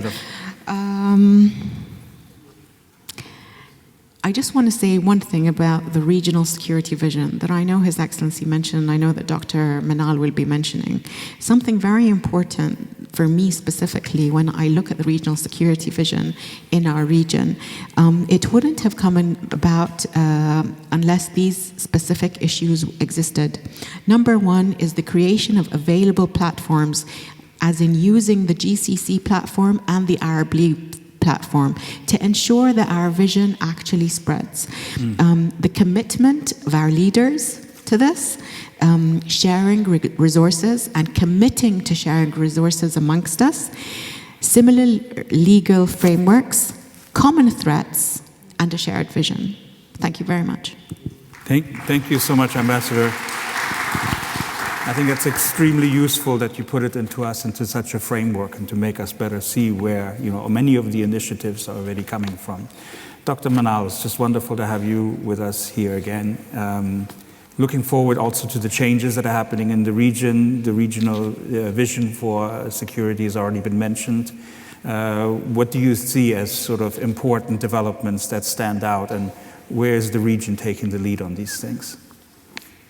Thank you very much. I need to really my heartfelt thanks and appreciation to Dr. Abdulaziz for inviting me and for the leadership and the mentorship that he offers and the incredible work that he does, not just for Saudi Arabia, for the GCC, and really for bringing peace and security to the world. Really hats off to all that you do, and of course to the GRC and yourself and Layla and others and all the organizers. I'm also honored to be speaking here after the Secretary General of the GCC, my dear friend, Special Envoy of the EU, Your Excellency, Secretary General of the Commonwealth. Your presentation was really deeply felt with the focus on sustainable environment and dialogue and the fact that 99.9% of our genes are similar. And how we need to focus on similarities rather than differences. I want to maybe beg your pardon. You asked me to do an autobiographical trip of how did I get here, and maybe I won't dwell so much because of the interest of time, but also because we are in this academic setting. I wanted to maybe reflect on my experience as a nerd and a practitioner, and also as really having the honor of representing Saudi Arabia for the past 2 decades. I want to say that when I started George Washington University in 1989 in the fall semester, the classes were Soviet Union and Eastern Europe, Western Europe, US foreign policy, and maybe a few others on comparative politics and principles of international relations. And there's Gorbachev and Perestroika, which was a very popular class. It was very hard for you to get in. And maybe one minor class that wasn't even required on the GCC with actually, I'm sure you know him, Professor Edmond Gharib, who was teaching the same class at Georgetown University, George Washington University, and American University, because, you know, who would be taking a whole course on the GCC? Look at where we are now. By the end of the semester, November of that year, we had the fall of the Berlin Wall, and they had to change the whole curriculum. We had, in 1990, I think one of the major incidents in world affairs, but also very closely felt in the region, which is, of course, Iraq invasion of Kuwait. And for those who are old enough like me, who had lived before the invasion and after the invasion, know that this has left a mark until this day.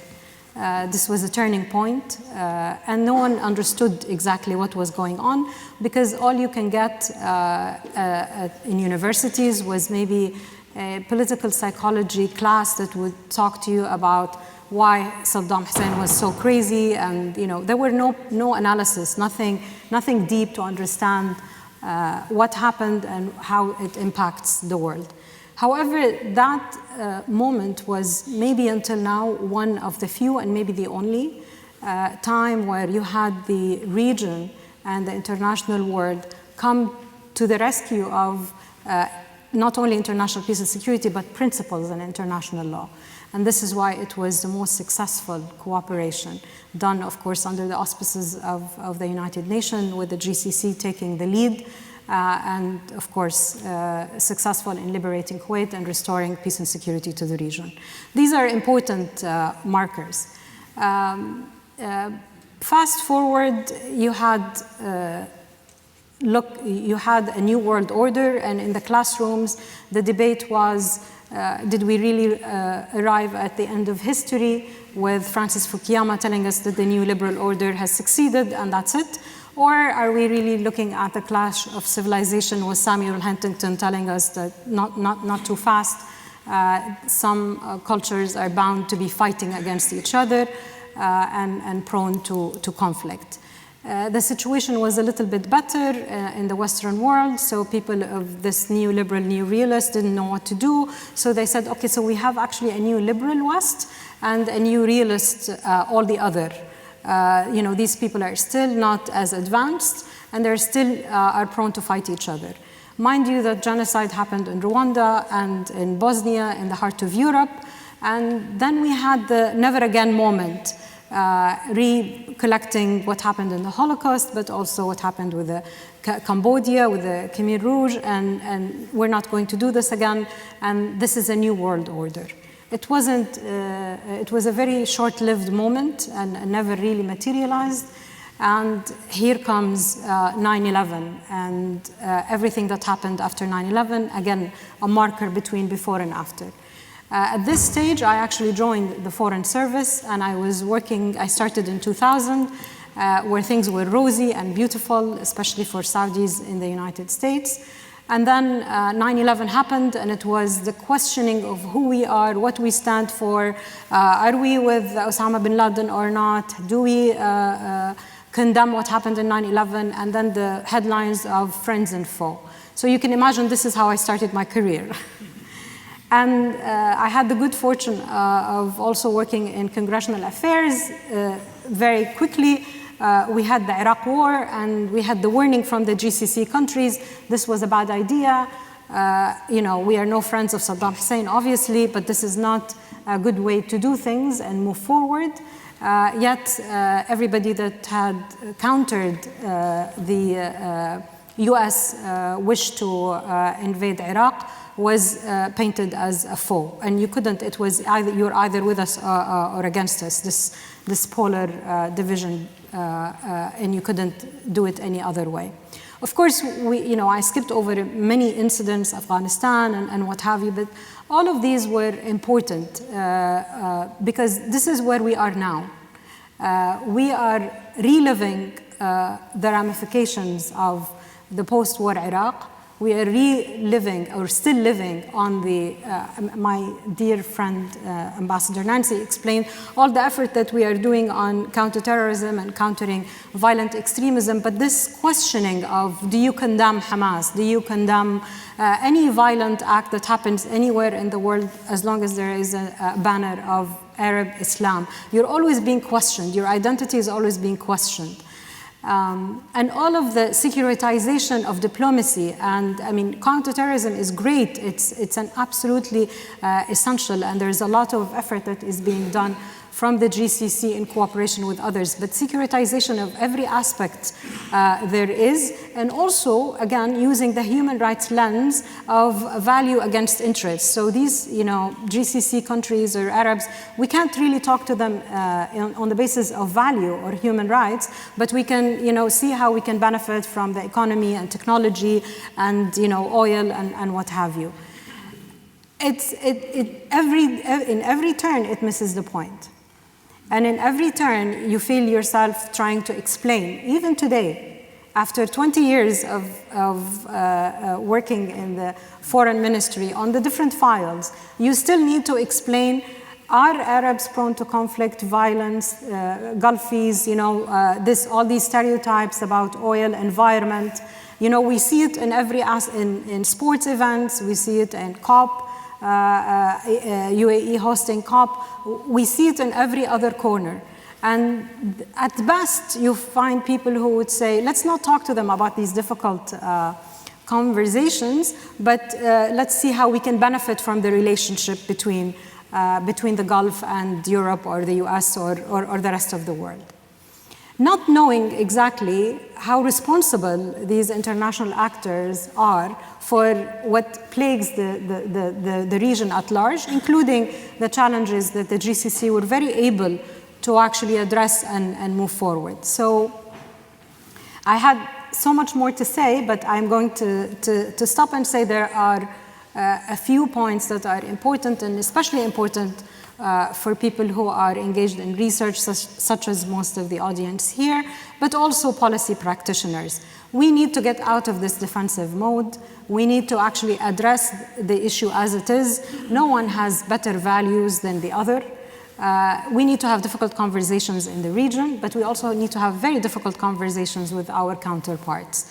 We cannot be used and abused as it becomes fit. Someone decides to make us a pariah, they become a pariah themselves because of their policies and because of the way that they are dealing now with the genocide that is happening in Gaza, that is actually making all of us a pariah, to tell you the truth. These difficult conversations can and should be also rooted in academic research. Academic research that is not politicized I don't believe in neutrality. I believe we all come with a stance, but detailed, analytical, challenging theory. I don't think that, I'm a practitioner of political science, but my specialty is in IR and conflict resolution. And to tell you the truth, I haven't seen a theory yet that is able to really make us understand what is happening. So my plea to you is to engage even at a theoretical level. Who said that we have to be put in boxes and we have to analyze our region by theorists who actually had very little understanding of where we are? And I'm not using this cross-cultural understanding as an excuse, as this is our culture and it is okay for us to do certain aspects. That's not a way to go forward. That's absolutely not a way to go forward. We have to be critical of ourselves, but we have to use lenses and advance, understanding that it would not only be benefiting the GCC or benefiting our part of the world, but also benefiting the whole world. We are at a point where the international system, yet again, just like when I was in the fall of 1989 in George Washington, seeing really structural changes that are happening at a deep level and that are happening day by day right in front of us, but maybe we are not really realizing their ramifications. And we are maybe using old lenses to understand what is happening around us. And here we will miss a great opportunity. I think agency is extremely important. I think the GCC countries, Saudi Arabia, has shown that they have taken responsibility every step of the way, and their responsibility included also giving good advice to policymakers around the world, not necessarily that this advice was taken, and I think this has to change. Fantastic. Thank you. Thank you.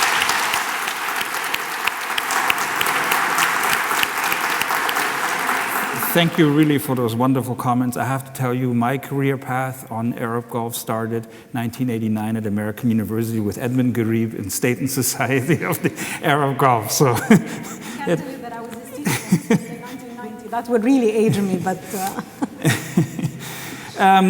In the interest of time, we are very short already. We're very late on this. I do want to give a really quick chance. Are there 2-3 questions from the audience? I see 1, 2, 3 hands up. I'll take those 3. We could see some comments from the audience, from our speakers. So the lady right here in the front, and then you can also. Hello, it's me again. My name is Munya Zeki, and I'm an AI regulator. But actually, I wanted to ask you 3 women here, what is your advice for young women who are starting out in their careers and wanting to progress in perhaps not very female-friendly environment? For example, I'm born and raised here, I work in a British company, but my boss is Arab, and he told me not to bother coming to present tomorrow because I'm too ambitious and no one would want to listen to me anyway. But I came, I'm here, and you've heard me twice and it's not even dinner. Thank you very much. Thank you so much. Yes, I had the gentleman right there who's to your, yeah, exactly. Okay, I'm Saman Umar from Kurdistan region of Iraq.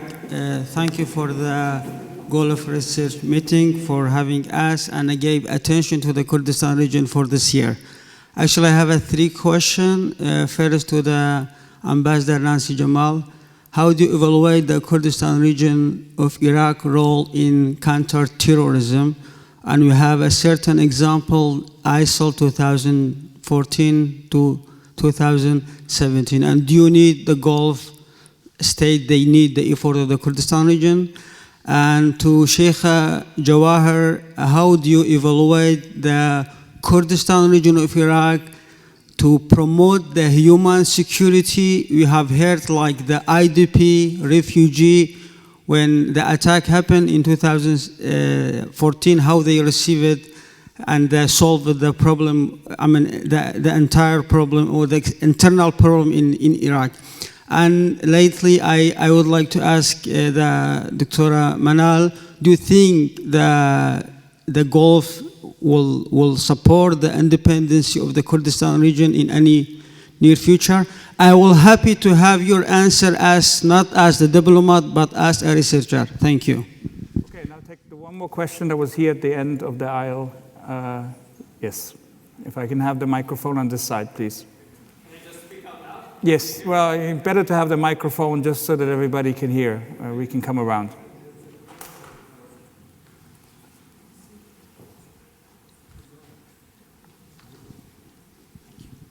Thank you for flying all the way here, much appreciated. I practice sports law, and my topic was about BRICS and esports. So a question to you as practitioners, and you may answer if you would like or not. We did not mention BRICS yet, and it has expanded this year. So as you're practicing from the Foreign Affairs Department, and Saudi Arabia is invited, and Bahrain, Kuwait, what are your initial thoughts or a gut feeling for the BRICS expansion, and how do you perceive it? Okay, thank you. Thank you very much. 3 quick questions. Sheikh Al-Jawahar, maybe you have. To start with, we did not have enough time to say whatever we plan to do and we prepare to do. So regarding the lady who just committed on her professor, right? Your boss? Sorry, it wasn't a positive, let's say, a positive message encouraging a young lady not to, I don't know, you're studying, you said? Oh, okay. So, well, if I was him, sorry, I wouldn't say the same. I'm always optimistic. To answer your question, I have to go through my journey. I started my diplomatic journey with MOFA 2001, and I started as a political researcher, not as a diplomatic attaché. Why? Because in the law we had a slight discrimination that time. The law has been changed and amended in 2015, but I got promoted to a diplomatic attaché in 2005, even before the law was amended in MOFA. And since I started my journey, or I started the diplomatic journey with MOFA, I always had a goal. And whenever I hear that you will not reach, I always tell to myself, one day I will become an ambassador, and this is one of my goals. And today I'm speaking to you after 23 years. You think I did not face challenges? I faced a lot of challenges and obstacles, and I never stopped. The journey was not just in 2005 or 2015, no. I started 2 years in the international organization in Kuwait. And in the beginning, they told us that we will not be nominated or deployed in the embassies. I got in 2004, just 2 years after I joined MOFA, I got nominated and deployed in our mission in Geneva. I stayed in Geneva 6 years in different files, humanitarian, disarmament, a city which hosts a lot of UN organizations and agencies. I was presenting my country in each and every fora and every meeting, different kind of meeting, refugees, migration with IOM, ICRC as the largest humanitarian organization. It is based in Geneva. After that, I was deployed in our embassy in Madrid for 2 years, and then back to Kuwait in the Minister of Foreign Affairs Bureau, 5 years, till I reached First Secretary. I was also nominated to our mission in New York, which I met my dearest sister Manal. And the first advice she told me when I reached New York is not to stop. We are rare numbers of diplomats from the GCC. And please, here in New York, we have to always show how strong we are, how professional we are. And till she left New York, we were too close, supporting and helping each other. By the way, in Geneva, I was the first GCC till a sister from Bahrain joined, and then from Emirates. So at the beginning, you will be finding so many challenges and obstacles. After coming back to Kuwait, I got promoted as a counselor in the Human Rights Department, and I didn't aim one day to be the director of this department. But alhamdulillah, we always say, thanks God, I got a huge promotion to be an ambassador, and the minister appointed me to be the assistant of human rights. Do you think 23 years was a pinkish 23 years? Don't give up. This is my advice. One day, you never know. It will happen. And now I'm telling you, I'm so ambitious, and one day you will see me in a different position, inshallah.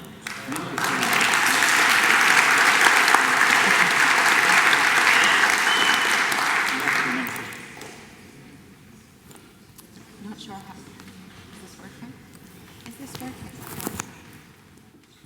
Is this working? It will work. Just they will turn it on as you speak because it gets louder then. Okay, so you can hear me? Yes. All right, great. So basically, I used to work at an Islamic bank many years ago, right? And at the time, I was very junior. And I remember going to the chief of staff at the time, the COO, and I told him, I mean, it was an industry that was dominated, obviously, by men because Islamic banking was just starting back in around 96, 97. Yes, I'm that old. I'm 47. Very proud of it, yeah? At the time, I went to the COO at the time, and I said, I want a promotion because I want to become something, you know, a senior banker at the time. And you know what he said to me? He looked at me and he said, why would you want that? You're just a woman. And you know, at the time, that really broke my heart. But then I always go back to the fact that my father had 4 daughters, and he used to always tell us, you are the future. Look at Margaret Thatcher. And that is the role model that he put up for us. And then over time, it's been really difficult. You know, our generation had to go through so much to create a path for people in your generation that makes it much easier for you. And not to say that you don't have challenges, but the challenges we faced at the time, I wanted to get a license for a motorbike, and I was laughed at by the person that was attending.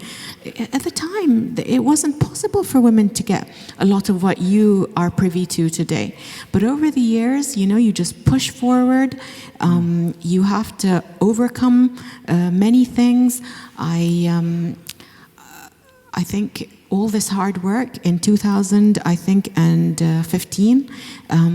The then foreign minister of the United Kingdom sent a request to my foreign minister at the time and requested me as the first Arab in history to be seconded to the FCO. And you could imagine, to head the International Advisory Board.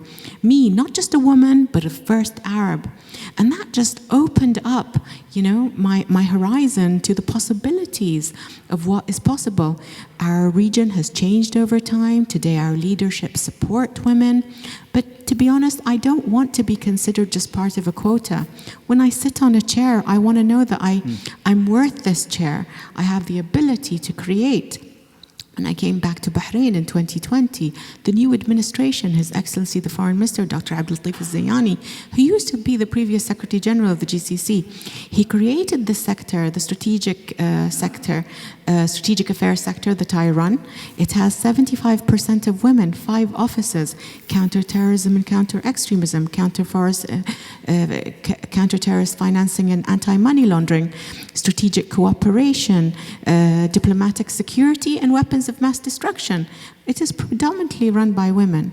Women, I don't want to say to women that you have to take, you know, the place of men, because that's not what we're here to do. We're not here to replace each other. We are here to support, to be part of it. And you should never allow someone, woman or man, you should never allow someone to tell you that you cannot reach what you want to do. You put it in your mind and you attempt it. Today, I'm sitting here, I am a cancer survivor. Okay, I'm a woman, I've lost my father, my role model in life, right? I've been through so much, but I'm so proud and committed to what I have created. And today I have promised to ensure that we have a national and a regional caliber to take these seats. To take these seats and much higher. And we expect a lot of you, and we will be watching. Thank you. Wonderful. Thank you so much. Dr. Manal, please. I don't want to change this to be changed into like an all-woman rooting camp, but let me actually answer the BRICS question, and thank you for that, because that was the conclusion of my comments that I wasn't able to address because of the interest of time. So BRICS or no BRICS, I think the GCC have made it very clear, including through the GCC vision of regional security that the Secretary General gave an overview of, that we don't want to be part of a polarized world, and we don't want to have to choose between a Western camp, between China, the US, Europe. We want it all, and we can have it all. And this is the agency that you are seeing the GCC practicing. And I really invite you to read the regional security, the vision of regional security, because I think if you have a superficial or just a quick reading of it, you might not see anything that is different or surprising. But if you have a deeper look and an analytical lens, you will see that what we are trying to assert, that this is regional, that the security and stability of our region is a responsibility of the region, but that there is ample space and an important space and essential for international partners to share with us where their interests and values are preserved and serviced, but also where who we are and what we stand for and our interest is also accommodated for. So we don't need these choices, and we refuse to be part of this polarized world. The jury is out. Some experts say that the Middle East could be a ground where there is an understanding between China and the US and no need for the competition, for this region to be the ground for competition. And that is good news. Others would disagree and would try to pull us in one or two directions. I think that you will see that the GCC will always refuse. We will continue to have our strategic security partnership with the United States, and we are proud of. And I know that my Ambassador Nancy had mentioned a few of the good cooperations that we have with the US. We continue to be an important trading partner with China, and we don't want to but deepen that relationship, including in technology, IT, artificial intelligence, and what have you. And we have an important relationship, strategic relationship with Russia. We agree with some, we disagree with other policies, just like we do with all of our international partners. But it's an important strategic relationship based on energy. And I want to also add to say that this diversification of the way in which we have all these different partnerships is actually a recipe for peace and security in the region and in the world. We have been asked many times on different files by, for example, the United States to please speak with China on this. Can you talk to them? And sometimes these files have nothing to do with the region. Or, please, you have a good relationship with Russia, including, for example, what happened in Ukraine. It's because of the strategic relationship we have with Russia that we could use our good offices to address issues relating to Ukraine and the release of the hostages and the children that were taken and what have you. So it is actually a source of strength for the GCC. As to my Kurdish friend here, it is not up to the GCC or Saudi Arabia to determine whether to have an independent Kurdistan or not. The right of self-determination is something for the Kurdish people to exercise. And as long as this is done in accordance with principles and in international law, this is not something that we can have an opinion of. Lastly, on the women issue, I can tell you stories and stories, but I will say that strive for excellence. It doesn't matter if you're a female or male. I talk to the whole audience. Strive for excellence. You will always make it. If you give your all, you will always receive in return. Sometimes not right away, sometimes things take time. But all of these obstacles and challenges only make you stronger, only make you more determined. So there will always be voices, and these voices are not, by the way, exclusive of women. Some also young men are faced with many challenges, and it could be about anything. It could be your ethnicity, your religion, where you come from, your class, your education. You're too good, you have too many degrees, we cannot hire you. You have too little degrees, we cannot do this and that. I mean, there will always be excuses for people to stand in the way of your success. Don't listen to them. Just strive for excellence. Just be your best every single day. The only competition you have is with yourself. Where were you yesterday and where will you be tomorrow? And it doesn't matter this gender thing. I actually refuse to be an all-female panel, but I did an exception for Dr. Abdulaziz. I think it is over the board, you know.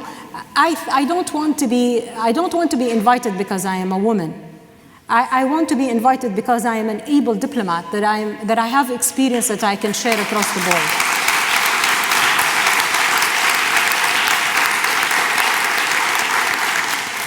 So just be your best. That's it. Thank you so and have much. a sense of humor.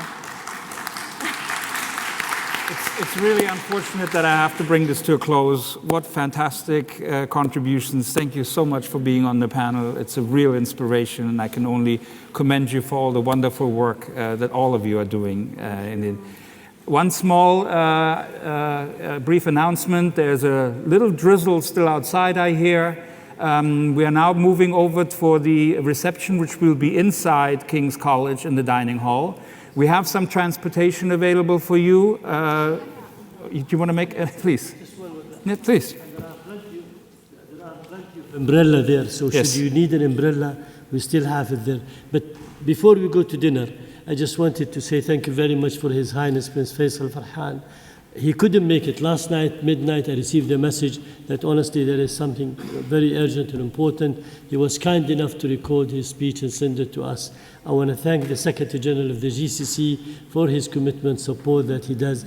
I want to thank Mr. Di Maio for all his commitment and support that we get at the Gulf Research Center and also in the Gulf region to enhance the relation. I would like to thank also the Secretary General of the Commonwealth. She's outstanding in that, and I really look forward to see. They had to leave now and go into another room next door just to meet between the two Secretary General, which is great. Thank you very much for my dear sister here, Dr. Manal, Ambassador Nancy, Dr. Sabah. This is very nice to have them here, and I think I've been criticized before why there is no real good female diplomat from the region speaking. Tonight you have seen them, and I think we are all very much encouraged.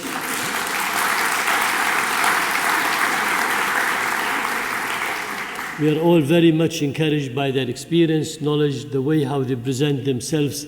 Very impressive. Congratulations. Thank you very much. We wish you all the best, and we're going to see more of you, inshallah, in the future. And I wish you much success in your workshops tomorrow and the day after. Yes, plenty Thank of you very success. much. And thank you for the director.